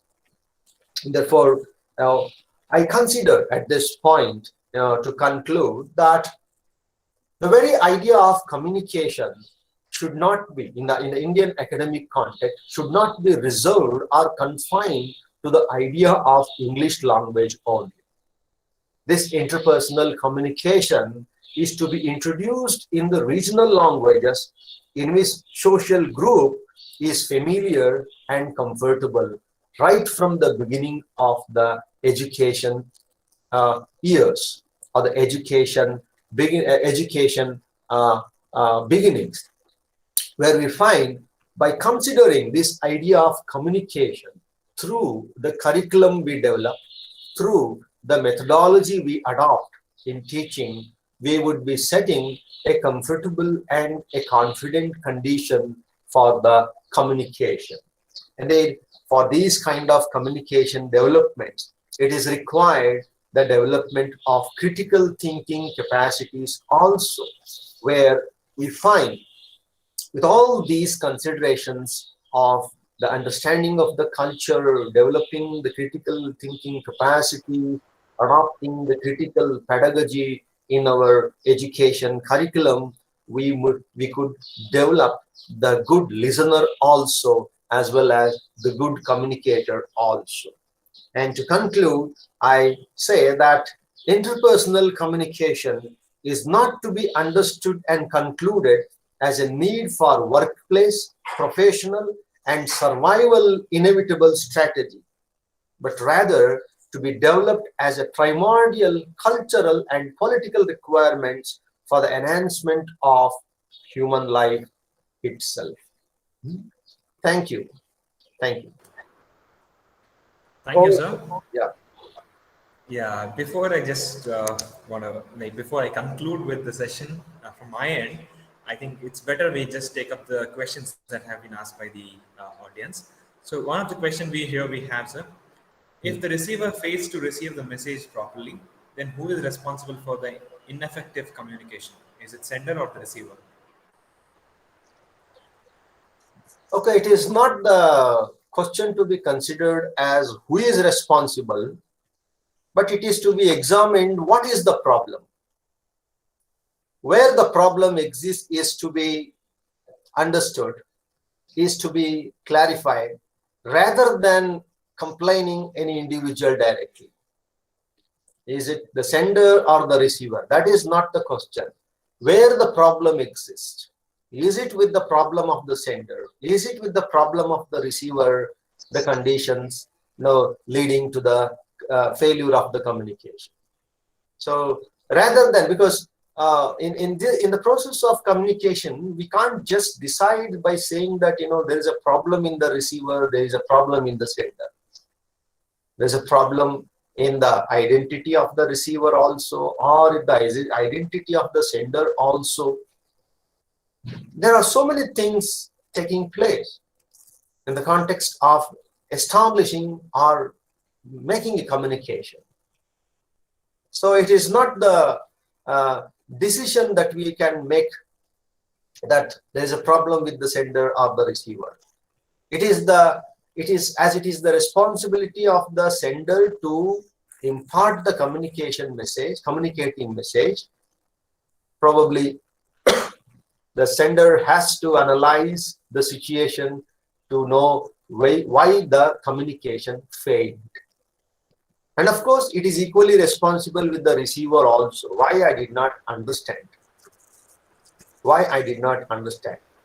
Right. Sir, thank you, sir, for the response. And we have one more question.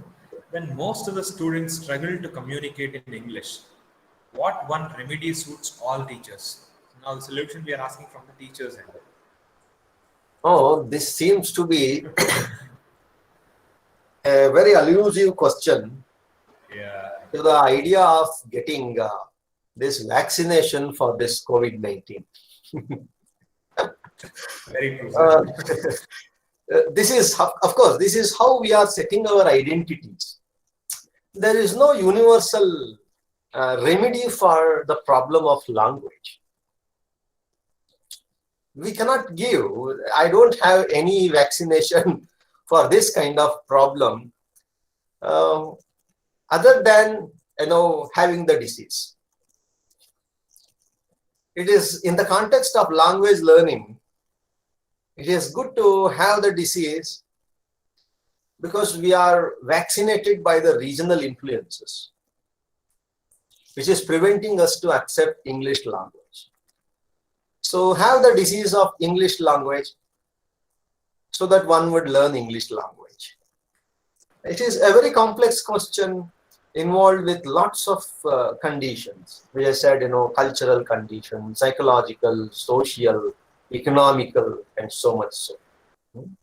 So we have to be very particular in the context of having the idea of English language, learning or acquisition of English language. And we can have entirely different discussion over this some other time.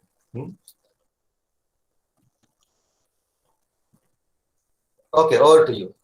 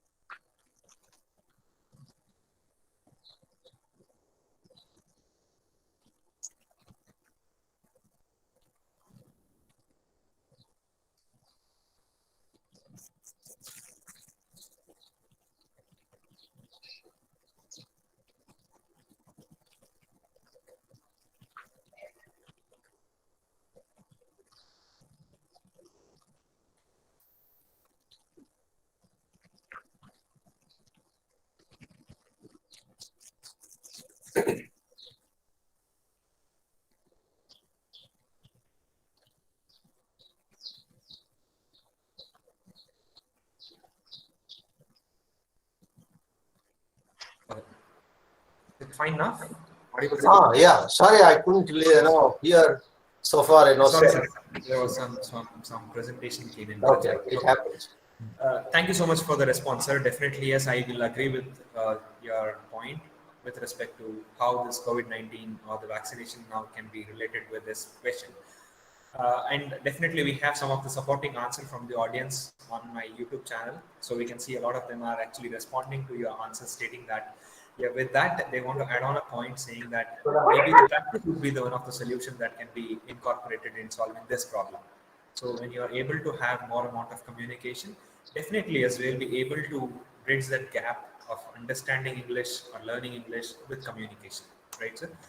And one thing, just to one question from my side, and also I'm just trying to summarize questions here. With respect to this online platform of learning, sir, we are finding it difficult to get connected with the students. Some of them actually feel that when we go with the local language, because still, since we do not have that physical connection, if we go with the local language, it would be quite easy for us to connect with the students quickly when compared to English language. So what is your point on that, sir? Whether you say that, no, not just only local language, even with English also we can easily connect, or do you think that, or do you also agree with the questions that some of them are posting that the local language would be quite easy for us to connect? Yeah, it is, of course, which is commonly observed in the present time, and that the communication in different languages is setting different reactions. If regional language is being considered, of course, there is the better reaction. And when the English language is used, there is a different kind of reaction. I understand that the self-identity is provided to the listeners in this present context of the online, teaching, online mode of class, engagement. The students could easily shift over their identities when it comes with the language, when it comes with the language usage.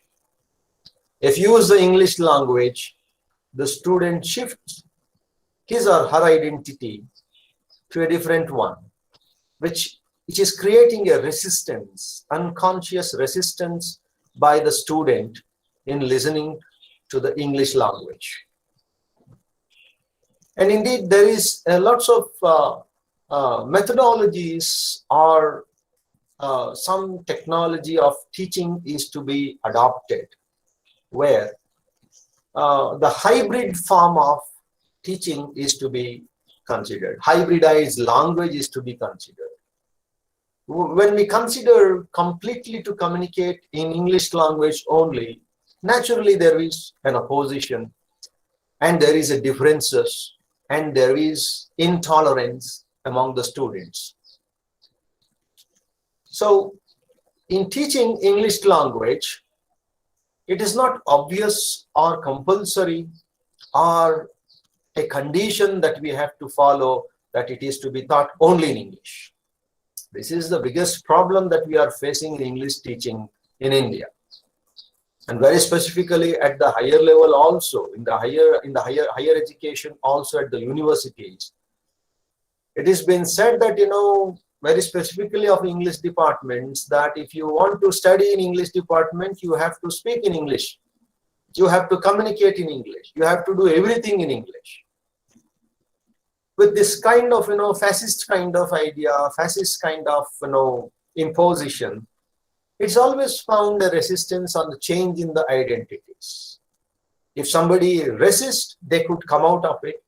If somebody can't resist or somebody can't accept this new identity, suffers with some kind of inferiority complexes.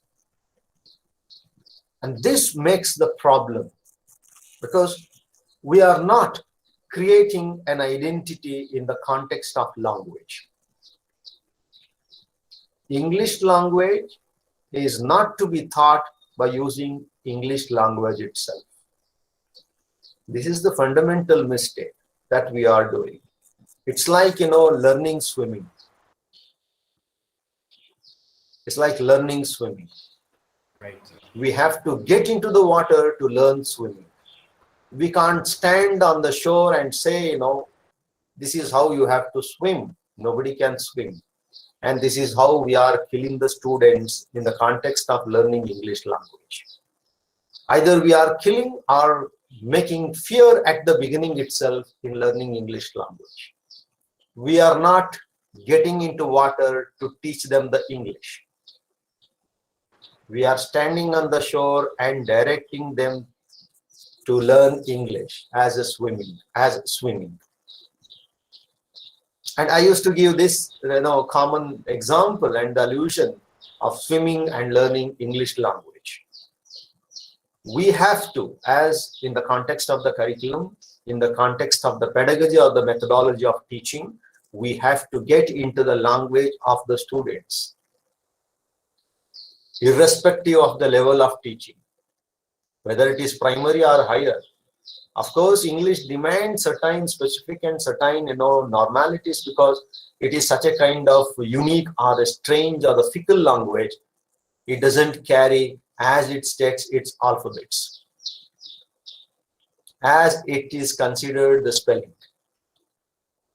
English is such a language, and therefore in teaching English language, we have to get into the language of the students rather than drawing the students to the English language. And in most of the time, we establish, as English teachers, we establish a very wrong identity or a pseudo identity that by teaching English language, we would become English. We would become English.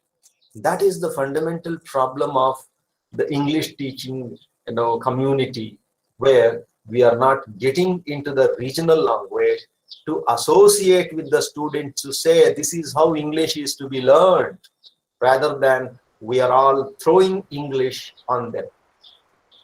Right, sir. You are definitely right, sir. So thank you so much for that complete answer, sir. I think this answer, whatever you gave, has answered a lot of different questions in the participants' mind before they ask their questions. Definitely, this has been one of the very important or very valuable response that you have given to us. And being teachers, it is must that we have to fall into their line to make them understand things better. You are 100% right, and I definitely agree, and definitely all the teachers with us will definitely agree with your statements. So coming to the end of the session, I think this session was completely wonderful. This session has actually given us a lot of information with respect to how this communication has to be properly done. The different levels of communications he has given us, the information about them he has given us. We have understood about what is the level of communication, language, and interpersonal requirements, whatever we have in making a communication successful. And we got to know about all these things in a very, very, very better manner. I think this session has opened up a lot of thoughts in our mind to make sure that we make our communication more better, more simple, so that we can reach out to each and every individuals and make our communication more effective. So with this small brief, I thank Professor Srikirti sir for his wonderful content and wonderful presentation. And definitely your speech has been like completely moving up and down, making us more looking into you and understanding your complete statements every time, sir. It was really nice listening to you, sir. Thank you so much, sir. Thank you once again for everyone for providing this opportunity, specifically to the principal of the college, Professor Nagendra Kumar, and Dr. Honegowda sir, as well as Mr. Ullas also, for maintaining everything clearly. Thank you once again to everyone. Thank you for the opportunity, sir. Thank you, sir. Thank you, sir. So with the permission of the higher authorities, we shall now move into the next session. For that, now I request Madam Shweta CCA to introduce the next speaker for the second technical session. Over to you, ma'am. Thank you, sir. Good afternoon to all respected dignitaries, invitees, and my dear participant scholars. Dr. P. Balashanmuga Devi, an avid reader who has converted her hobby into a profession. 23 years of teaching experience lies to her credit, yet she chooses to call herself only as a learner. Her area of research lies in literary theories and in Indian writing in English. Indian mythology and ethos have been of primary interest to her, on which she reads and reaches a lot. Madam P. Balashanmuga Devi is an MA in English Literature from Madurai Kamraj University and PhD from Manomanian Sundaran University. Indeed, I would fail if I do not focus on her credentials, as she is a member of Editorial Board of Studies in English and convener of national and international seminars and conferences. Besides this intellectual capability, she has published adequate number of research articles and papers in international journals and also presented progressive papers in national and international conferences and seminars. As a smart worker, good decision maker, creative writer, and a resourceful speaker, she has been rendering her valuable services as an associated professor of English at APC Mahalakshmi College for Women, Thoothukudi, Tamil Nadu. Now, it's my pleasure to welcome Dr. P. Balashanmuga Devi to address the participant scholars on the topic entitled Transition from Face-to-Face to Remote Teaching. Over to you, madam. Thank you.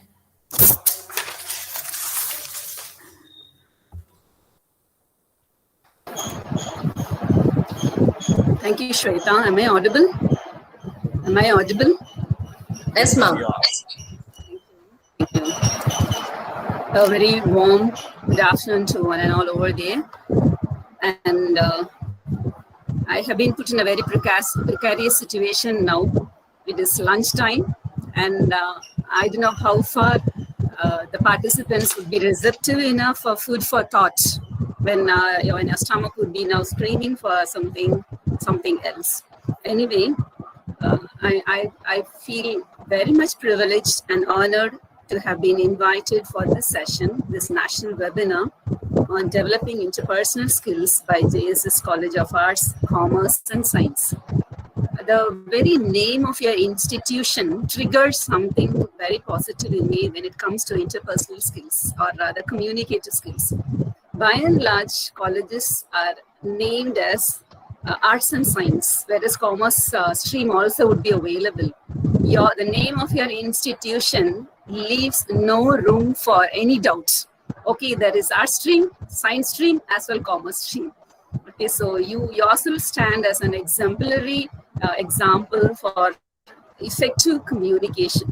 And so no wonder the members of the faculty, especially Dr. Hani Gowda, who persuaded me to take up this opportunity to address in this August gathering, as well the principal of your institution, who was very kind enough to extend a very cordial welcome to him, and your best, and very much indebted to God Almighty for having given me this opportunity, this platform to meet you.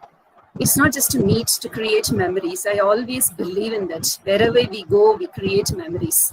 We just don't just do something or meet something and leave.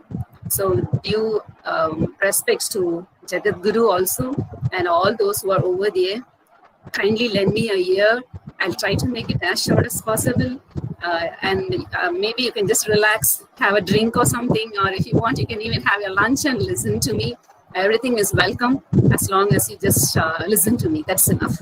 So it's like, when Dr. Hani Gowda spoke to me, there was a circumstance, a very personal circumstance from my side that prevented me from accepting any invitation recently. But he was a very effective communicator. Once again, he pulled me out of the shell. And I was just wondering, if one person can make such a difference, what lot of difference we all could do. Is especially we academicians, the so-called learned fraternity, we do have a say in whatever the society needs from us. We do have the ability, the potentials to change the world if we choose to. As I may be repeating it again, I should be extremely thankful to Dr. Hani Gowda for the effective way in which he convinced me to take up this opportunity. Opportunity knocks but once, and he made me understand that I must grab this opportunity. So thank you, Mr. Hani Gowda. And I have been asked to speak about how effectively we are able to handle this pandemic circumstance from face-to-face teaching to remote learning, remote teaching as well learning. And may I request the PPT to share, or shall I do it? I think I can try. Shall I? One second, please. No, I'm sharing it. If you want to share, you can share. Oh. As you wish. But I'm not able to. Sir, I'm not able to share. Maybe, yeah, it doesn't let me share. Okay, just a second. I'm just trying to Okay. this now. Yes, please.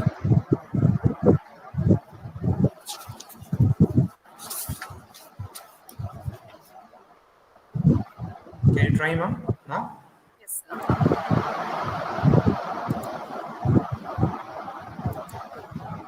No. Okay, so no issue. Someone from your side could do it. I have already. I'll do it. Yeah, please. So before proceeding, let me thank Dr. Sri Kirti for that scholarly presentation of yours, sir. I have, since it was a second session and also during lunchtime, I'm just making my presentation a bit lighter, more practical. Yours was very scholarly indeed, and kindly accept my congratulations over that excellent presentation of yours. It was more scholarly too. It was more like a lot of theoretical aspects you have highlighted, and very much like it was like reading a research paper. Listening to you was like sitting in a class and learning the nuances of research when it comes to communication. Thank you, sir. And my point, please. Do I try once again? Yeah. I have given permission to you. It doesn't work, sir. It doesn't work from my side.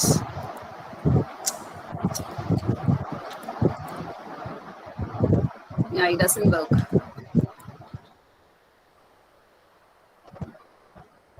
Just a second, ma'am. I just. Yes, yeah, it doesn't.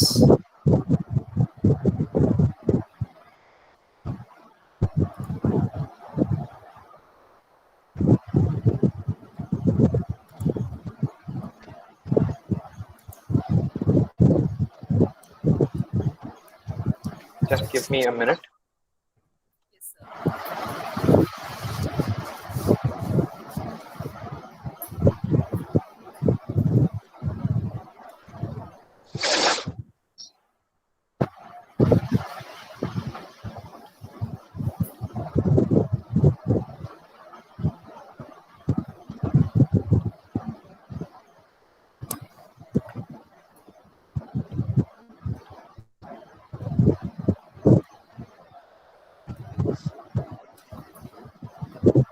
You can start now, ma'am.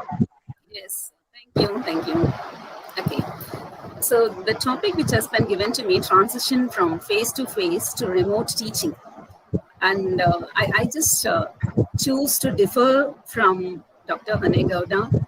Like, it is always learning. Okay, as Shweta, who introduced me, said, I always call myself as an avid learner. Teaching is something which I just try to do, but learning is something which I do on daily basis. And I have taken the liberty of giving an additional subtitle, Motheries to Mentorhood. When it comes to this motheries, I'll just eventually be explaining it to you. So we will move on to the next slide.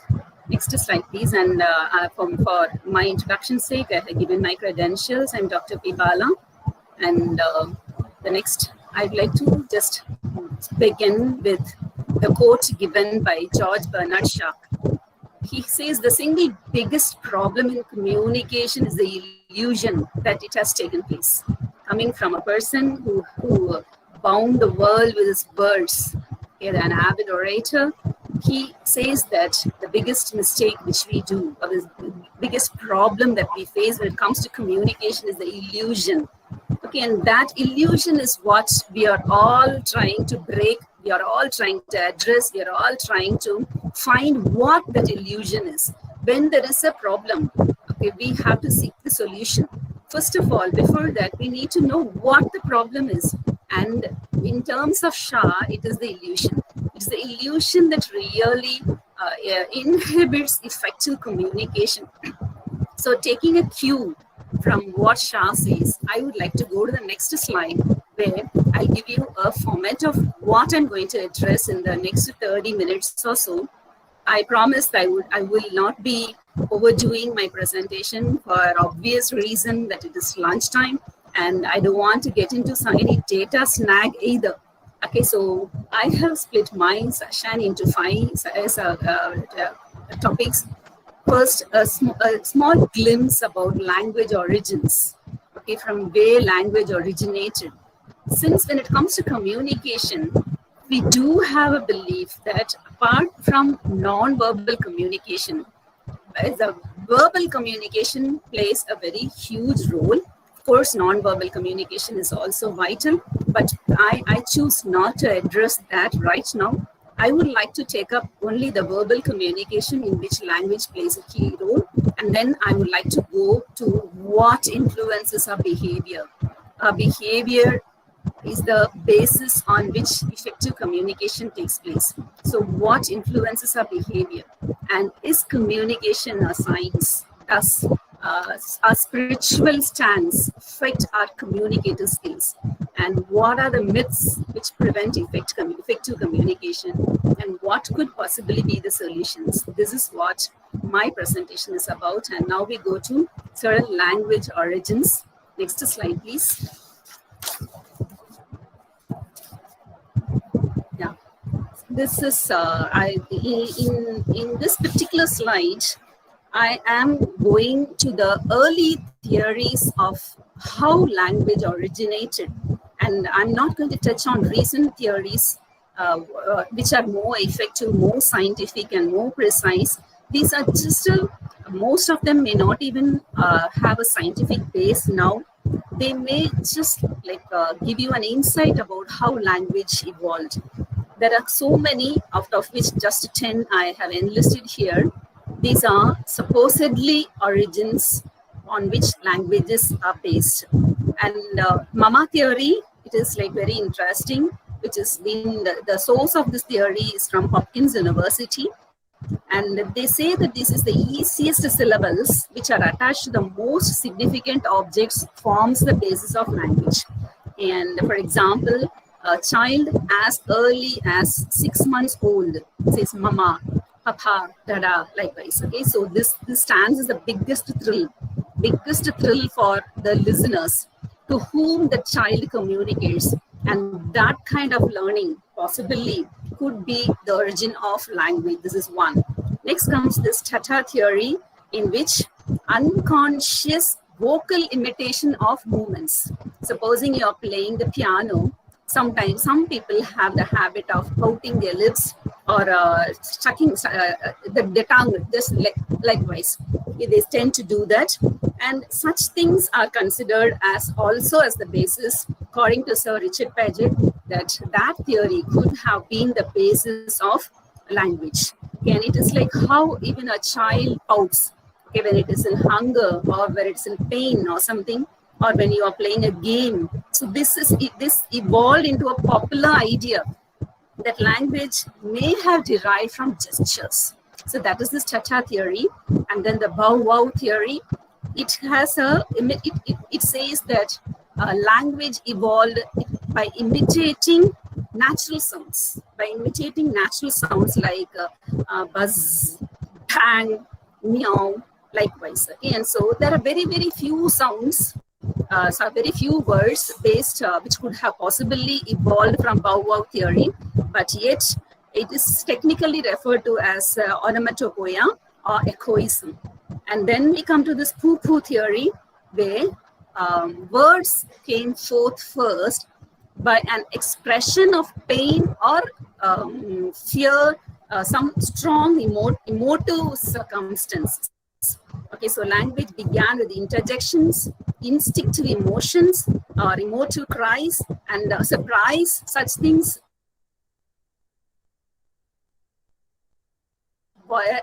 being come into existence.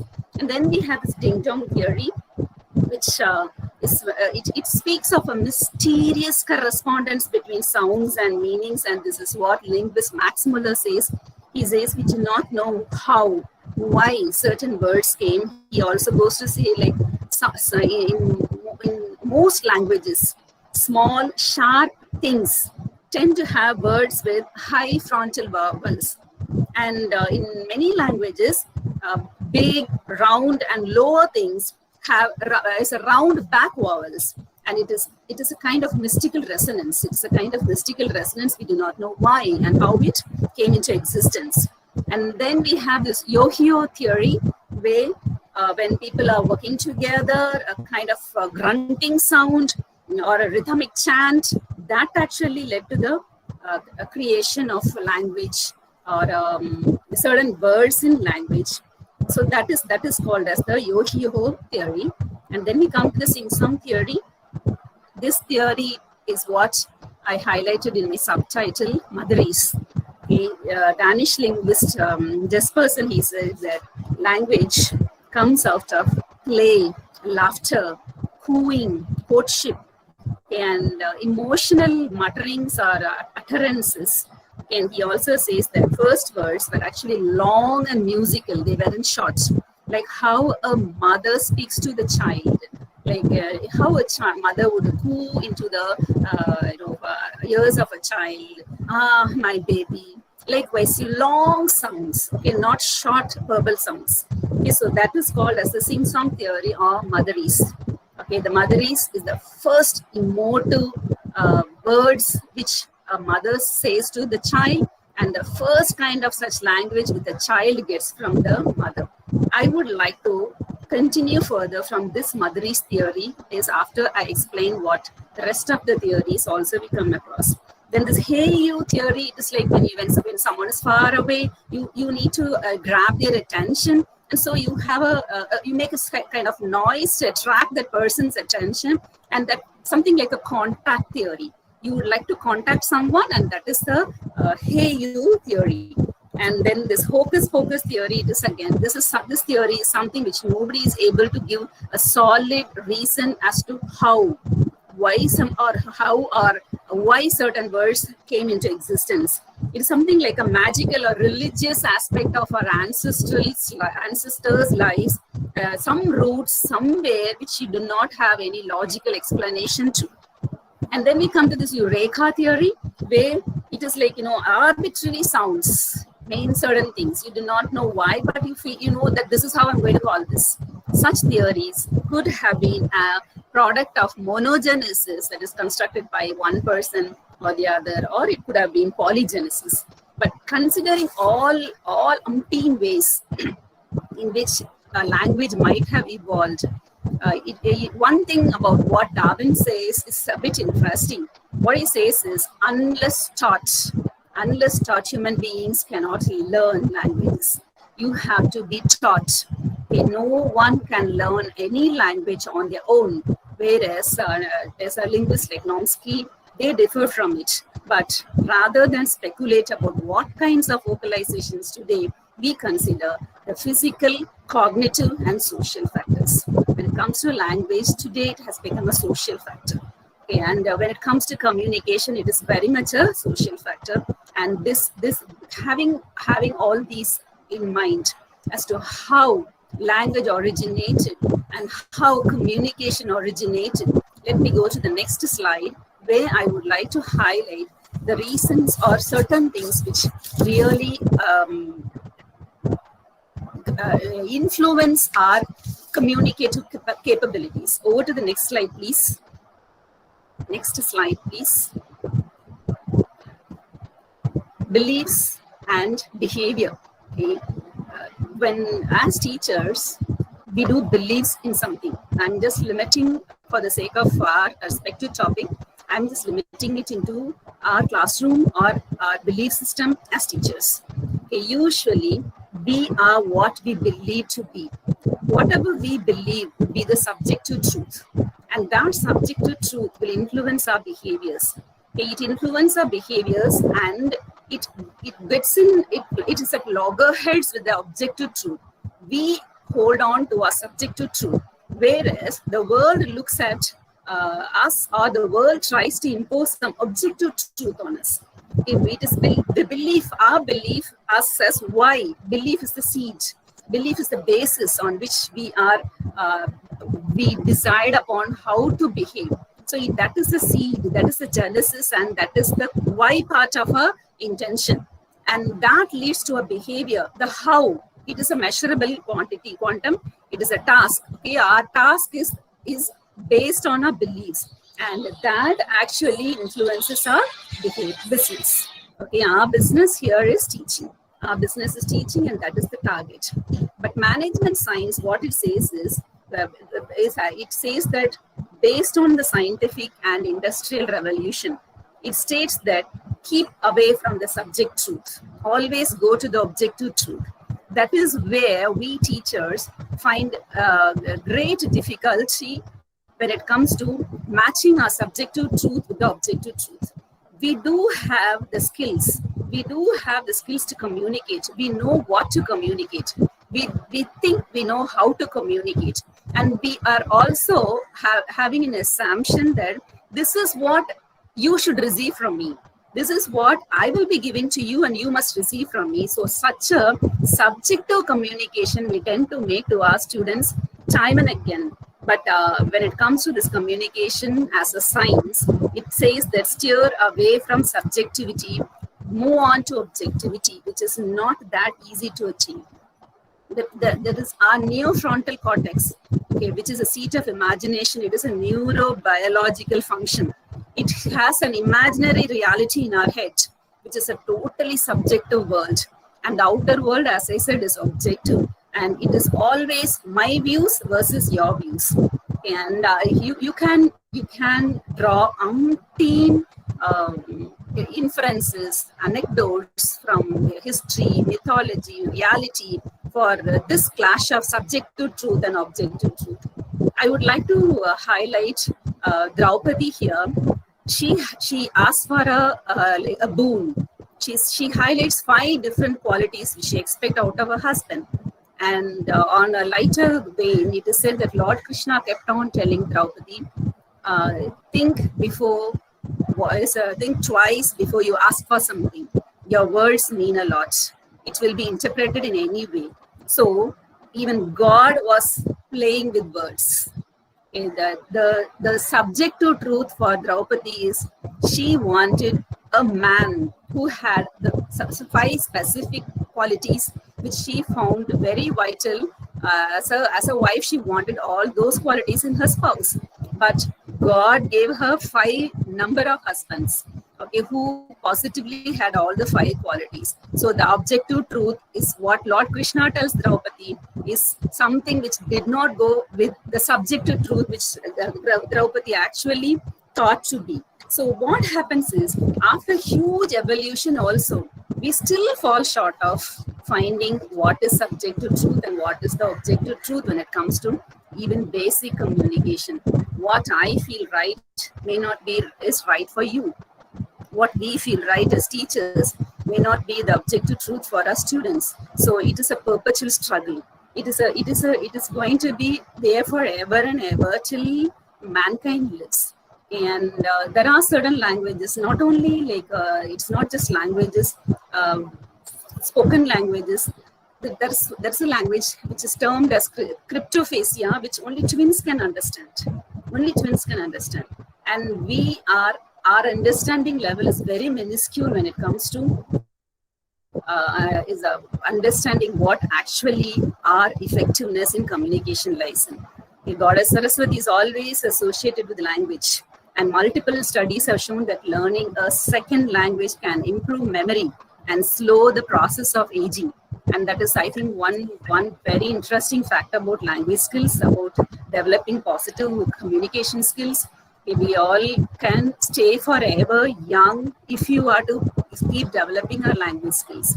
And this is one of our favorite language facts. And it is also said that Arjuna of Mahabharata was a person who was a multilingualist. He spoke many languages. He spoke the language of animals, birds, of the tribals. He was able to decode language. And he believed that language was empirical. He believed that if he has to communicate effectively, he has to learn plenty of languages. Okay, and each one of us can have Arjuna within us. Each one of us can stay perpetual learners. And so when it comes to this clarification, when we know what actually is the objective truth, I personally feel that communication can be more effective. So it is something that which we have to look within us, our subjectivity versus the objectivity outside. We always think we have communicated effectively, we have communicated in an effective way, but is it what actually you yourself wanted to communicate? This is a question which every one of us as teachers have to analyze in every other class, with every other student, with every other person whom we are communicating with. And yes, please, next slide, please. And in order to, there is always a gap between what is, whether learning is a science or whether learning is a spiritual journey. I personally feel that science and spirituality are the same. There is always there's a very thin borderline between which, if we choose to, the gap can be very much merged. We need not really think that learning languages is a science. It has to be it should always have a very rigid structure, a stance. Learning can be spiritual also. I'll just give 2 examples for it. Metaphysics, when it comes to metaphysics, it concerns the nature of the relations among things that exist. That is metaphysics. Okay, it speaks about the nature or the communication between things that exist in the world.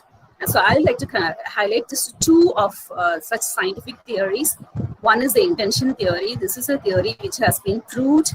A small experiment. I would just like to tell about it. 2 geranium leaves were taken. 14 holes were put on the geranium leaves. Before taking those 2, deciding upon those 2 geranium leaves, they were given a close study about how they are identical in their cell structure also. Exactly similar geranium leaves. 2 leaves were taken and 14 holes were put in both the leaves, which are to be considered as data points, and they were placed under CCTV camera for close inspection. and 2 teams of members were taken, and 1 team was selected randomly. 2 disparate groups, and randomly it was chosen. And it was a video conference, not even in person. 1 team was given a task. For 10 minutes, they should think, they should focus on the geranium leaves, and they should give a non-verbal or a intention that they should exhibit an intention that those leaves must glow. The purpose of the experiment is the chosen team must, over a video conference, have an intention mentally is that the geranium leaves under inspection, one particular geranium leaf under inspection must glow. This experiment was conducted for 10 minutes. Believe it, participants, it was conducted only for 10 minutes. And within the span of the 10 minutes, it was observed, it was proved, it was recorded that the geranium leaves on which that particular team had an intention, focus, started glowing. Okay, now a question. If our intention can make leaves glow, just a mental communication. It was a communication from a small team to one particular leaf. Human beings are far better than such leaves. Human thoughts, did they have physical effects? That is the question, or that is the inference which this intention theory tried to infer. The leaves started to glow. So, is this an empiric scientific one? Yes, it has been a scientific one because it proved that superimposed thoughts could transmit waves. Was it physical wave? Was it mental wave? Or was it cerebral wave? Whatever it is, thoughts had the strength, life and energy to move or create things effectively. Our thoughts have such strength. Our belief system has such strength. So in that case, is it not possible for us as teachers, whether it is face-to-face experiment or whether it is online experiment or whether it is face-to-face teaching or online teaching, can't we make a difference? Another theory which maybe you can very well go through if you are interested, it is called the Bell's theorem. 2 objects, okay, just for once, if it comes to contact, they are inseparable, even if they are anywhere in the universe. This is again science. This is again proven science. That is the non-local nature of objects. Interactions between events that are too far apart in space and too close together in time for the events connected even by signals moving at the speed of light, they become inseparable. Okay, so it is inseparable even whether they are in contact or whether they are not in contact. And again, so science also speaks of connectivity. Science also speaks of the power of communication, even if it is mental. Even if it is mental, in the case, we are armored with the ability to speak, armored with the umpteen languages. So in that case, our battlefield is going to always be a successful one. We teachers, whether it is to face-to-face learning or whether it is going to be always a distant remote learning, it is not going to make too much of a difference if our intention, if our intent is strong enough. And then, so when it comes to spirituality, I often think of Swami Vivekananda, who says that we all have a spark of godliness in us. If we all have the spark of godliness, if I'm also having the spark of godliness and every one of my students is also having the same spark, where lies the difficulty in connecting with them? Okay, one aspect of learned people is we have a kind of intellectual arrogance. That intellectual arrogance sometimes becomes a barrier for our understanding, which very much could be which it could definitely be overcome, provided we cure that intellectual arrogance and look into things less subjectively and look into things more objectively. Yes, next please. Slide please. So when it comes to barriers, okay, Dr. Shrikiti was speaking about noise. What are the barriers? What really retards us from effective communication? I don't want to repeat it. Maybe these might be the same things, but I just like to put it in a different mode. It is like we harbor a number of myth within us.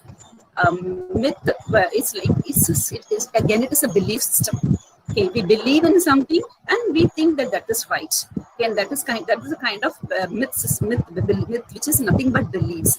And just some 5 of them I have highlighted here, which where we go wrong when it comes to communicating with our students. First one is the visibility myth, from which only I began this session. A belief system. We believe in something. We think that they know that. Okay, we think that it is visible to them. We think that it is clearly conveyed, and that is the visibility myth, which we have discussed too much, and so I'll just move on to the next one. The back burner myth. When it comes to this back burner myth, it is an assumption in our mind that you have already conveyed it. Okay, whatever you have done, you have already conveyed. So you have a feeling that you have conveyed. You go wrong in that aspect that you just put it on the backside, okay, which means it is put somewhere else in the corner where you have a feeling your communication has already been done. What else? I have communicated to my students. They know. So let them know things. Okay, so this is one kind of myth which really doesn't work when it comes to as learners who are new to this system of e-learning. You have to be clear. Everything has to be conveyed to them.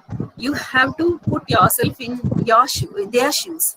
We are supposed to, on daily basis, hourly basis, minute basis, second basis, we have to consider that they are new to the system of learning.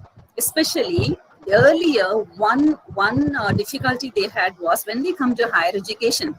Only now their specialization has been streamlined. So it is like the subject is new to them, the language is new to them, the methodology is new to them, and now in addition, this mode of learning is also new to them. So we cannot take the risk of doing this, undertaking this back burnership.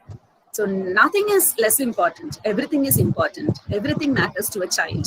Every cell in our body matters. Similarly, every word from us matters. Every communication from a teacher to his or her student matters. So never become a victim of this back burner myth. And next one is the quick fix myth. Okay, it's self-explanatory, the word quick fix. Like you think everything can be fixed. Whether I do it right or whether I do not do it right, everything can be fixed. Everything can be set right. Okay, I needn't bother about it.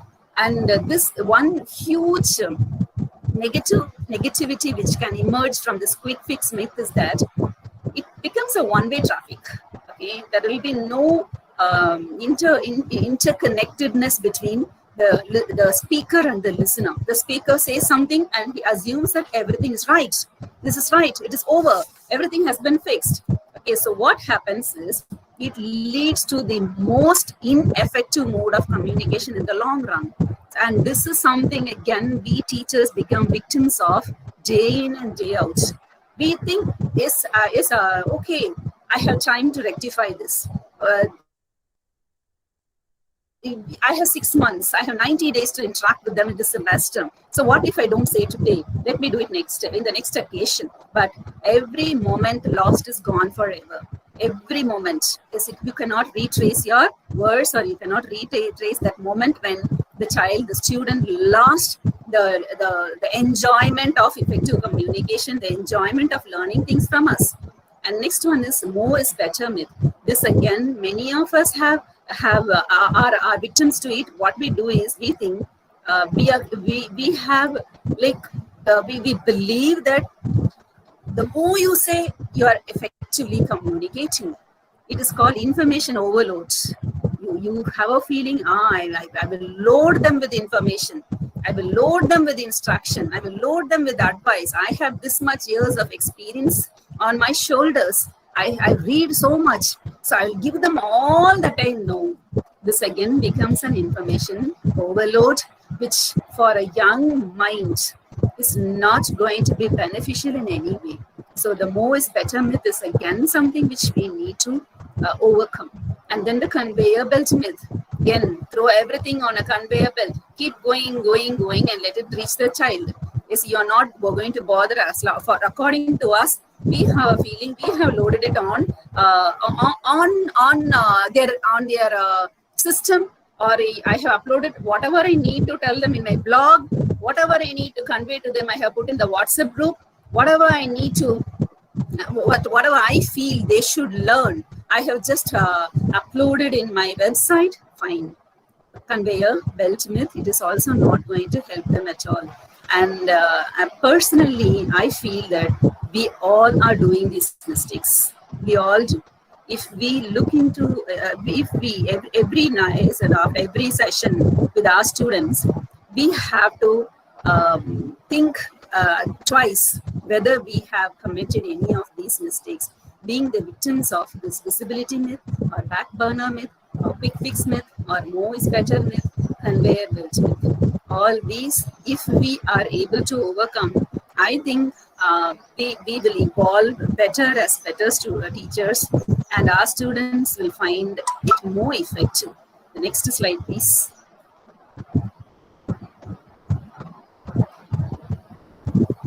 And the best part of my slide is this, solutions. And this is the last slide also. Okay, I haven't it usually whenever I address on such platforms, I do not give solutions. We are all learned people. We all have our own insights, experience, wisdom to our backup.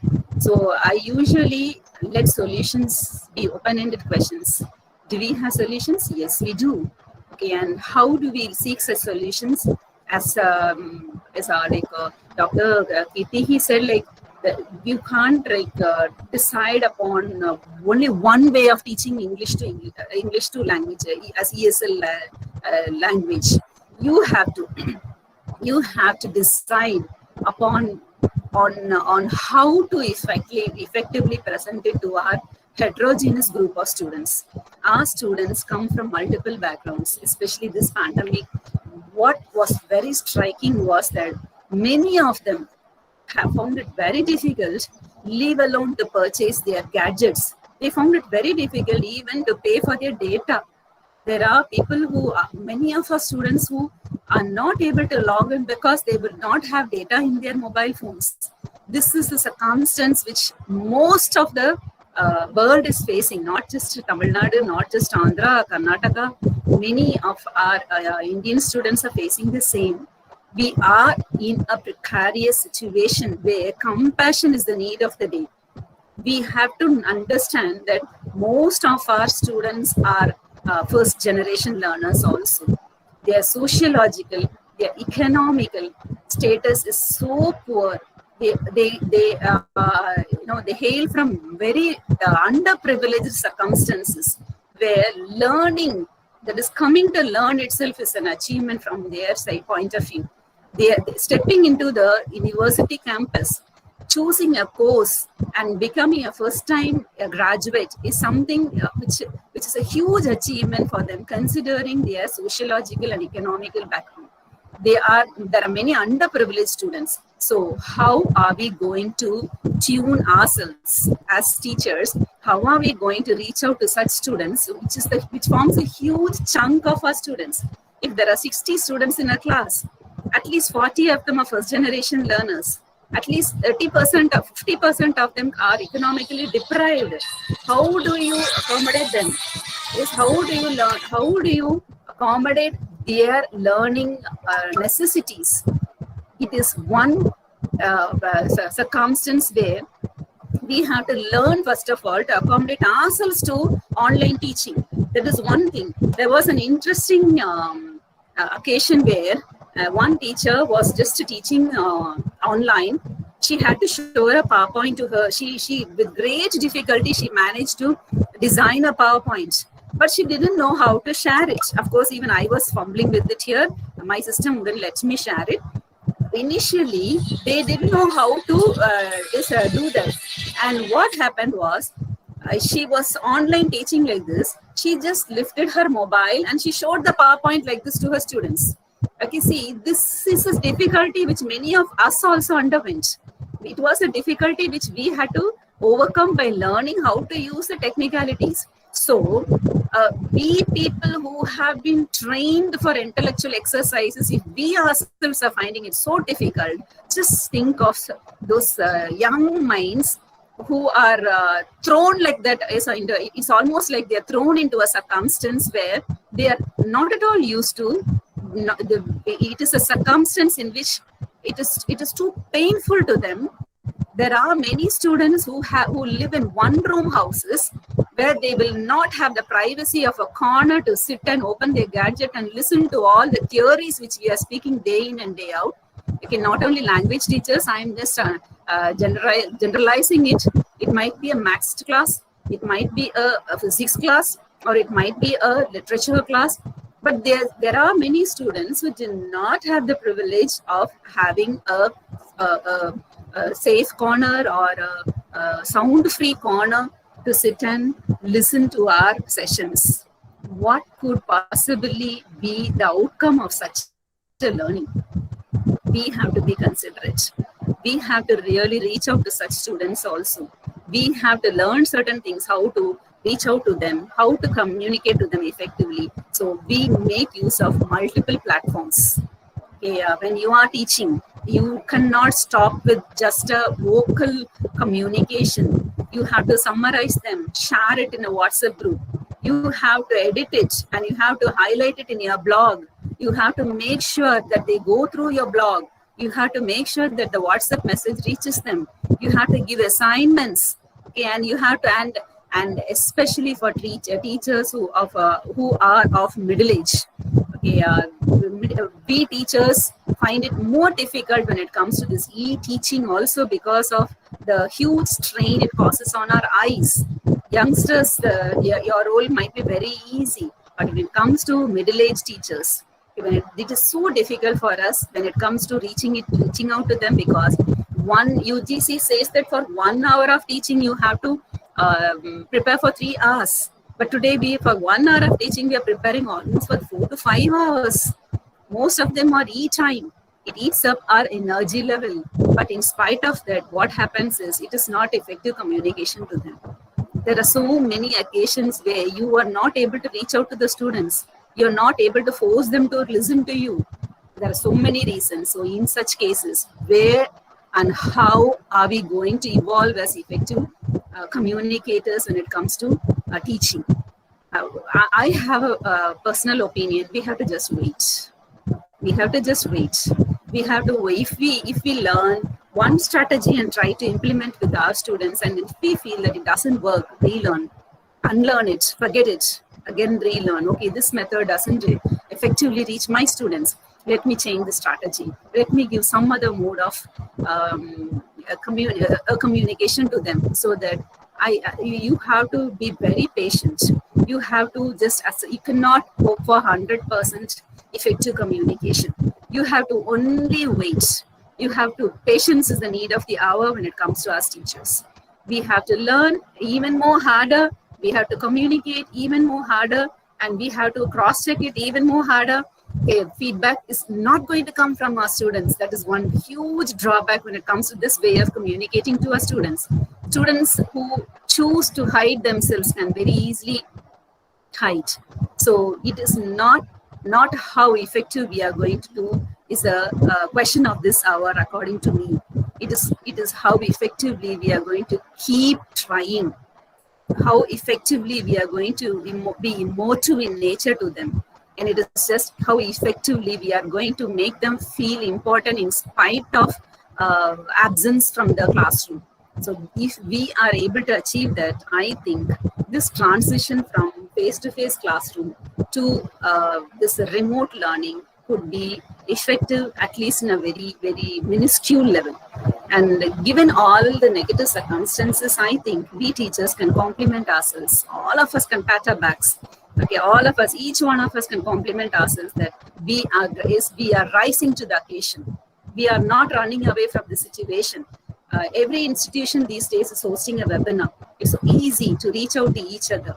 I was very happy when the principal, Dr. Nagendra Kumar, he gave me a call and he said, as per protocol, I have to give you a call. I'm very happy. I'm very happy to invite you. But this reading, e-learning has given such a platform for us to reach out to people all over the globe.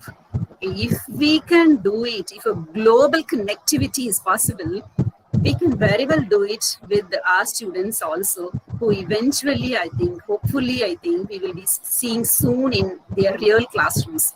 And I personally feel those, not just because I belong to this sector, is we teachers are working very hard. We are working very hard. We feel so bad that our students are missing so much. It's like every teacher considers every student of hers or his as his or her own child. Okay, and so as whether we are sorry as a parent, we are sorry as a teacher.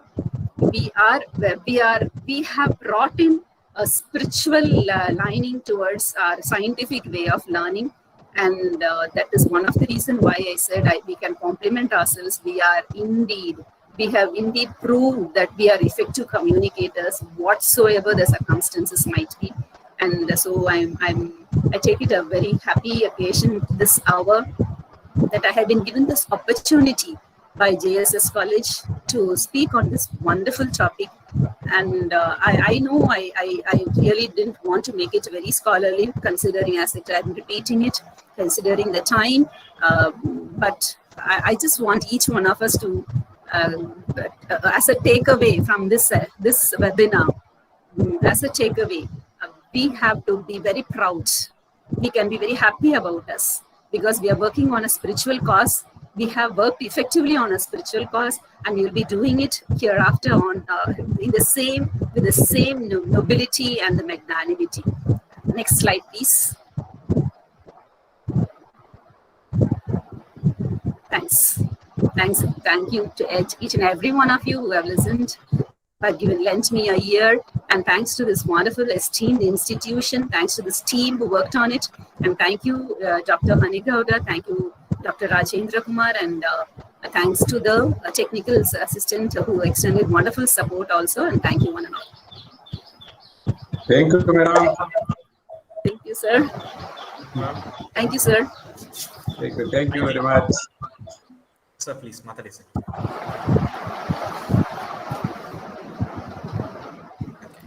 So thank you so much, ma'am. I think this was very unique and had very nice presentation. Thank you for the presentation. You have made a very special or very compressed, specific presentation. It is really look good, and I think that has attracted most of the audience actually. And thank you so much for the information with respect to theories, also myths, whatever that is. Actually, definitely, yes, I have to agree with all the points that you have given, and we will also many of the times. Thank you. Sorry, is someone trying to speak?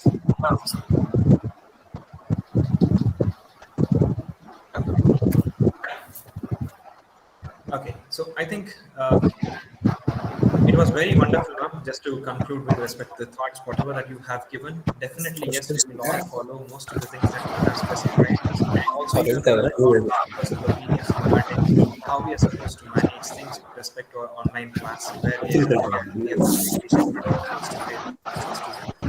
online classes or online teach. Definitely yes, some of the things that you have mentioned regarding how we are supposed to follow to make sure that we reach to every student. I think most of the teachers will get to know about these things. Like we never thought about it. Most of the things that once you said, then we are curious. Whatever you are doing is right. Till that time, we all thought that whatever that we are doing is right, and we can just continuously follow the same thing, whatever that we were doing. And thank you so much, ma'am, for giving us a small enlightenment of understanding and making sure our online classes can be made more effective or efficient. Thank you so much, ma'am.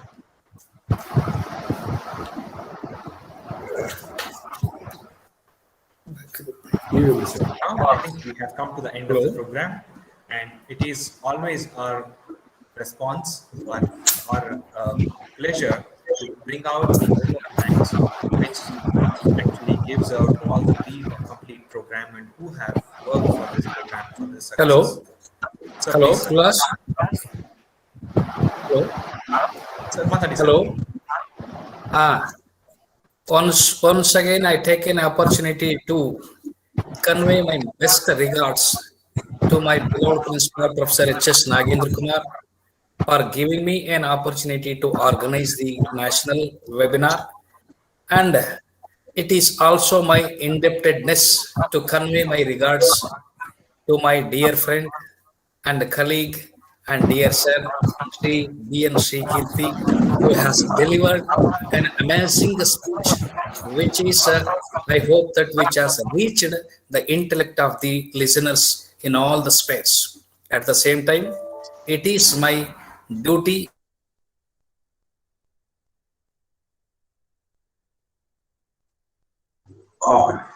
May I take the opportunity to thank the resource person.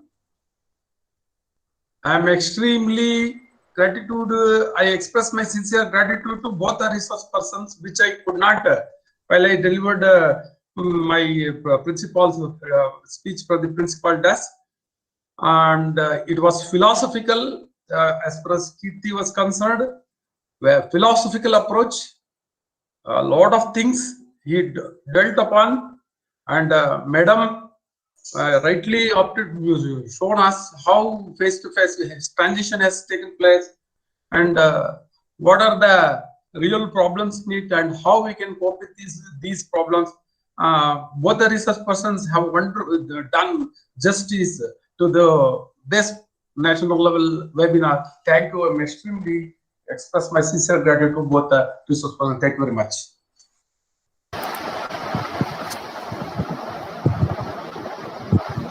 Thank you, sir. Over to Diksoochi. Ulas, Yes, sir. Please continue, sir. Please. It was sorry for the interruption. Hello. Hello, continue. Continue, sir. It is my very pleasure to convey my well wishes and thanks to my dear Madam Dr. P. Bala Shanmuga Devi, who has given a very necessary and needful information to the so-called learning community, that is also called as the teaching community, which helps a lot to enhance their communication skill, the forthcoming way to reach the expectation of our dear students community. Madam, I thank you once again, and I thank all the authorities of our esteemed education institution JSS Mahavidyapita for providing me an opportunity to organize today's national webinar. And also, it is my desire to convey my friendly wishes to my dear moderators, one Mr. Ravi Kumar and another one is Shwetasri, who has lent their full support me today's success. Thank you all. Thank you once again. Thank you, madam. Thank you, sir. Thank you, sir. Thank you. Thank you, everyone. Now I request everyone to please turn on the camera so that we can take a virtual. And for those who are actually on the YouTube live, thank you so much for everyone being here. Feedback link I'm trying to share. Multiple shares, it is actually blocking the chat. I'll just share it again in another 2 minutes. With less than 2 minutes, I'll share the link. Till then, kindly hold on to the session. So kindly turn on the camera, everyone, so that we can take a small virtual photo.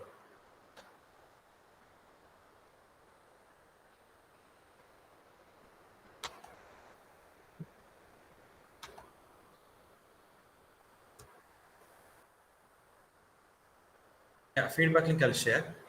Just turn on the cameras for now. Please, everyone to turn on the camera. So, Ulas, yes, sir. My special thanks to you. Always, sir. My pleasure, sir. Thank you. Thank you. Be happy. Madam, be happy. Thank you. Hi. Madam, what are things?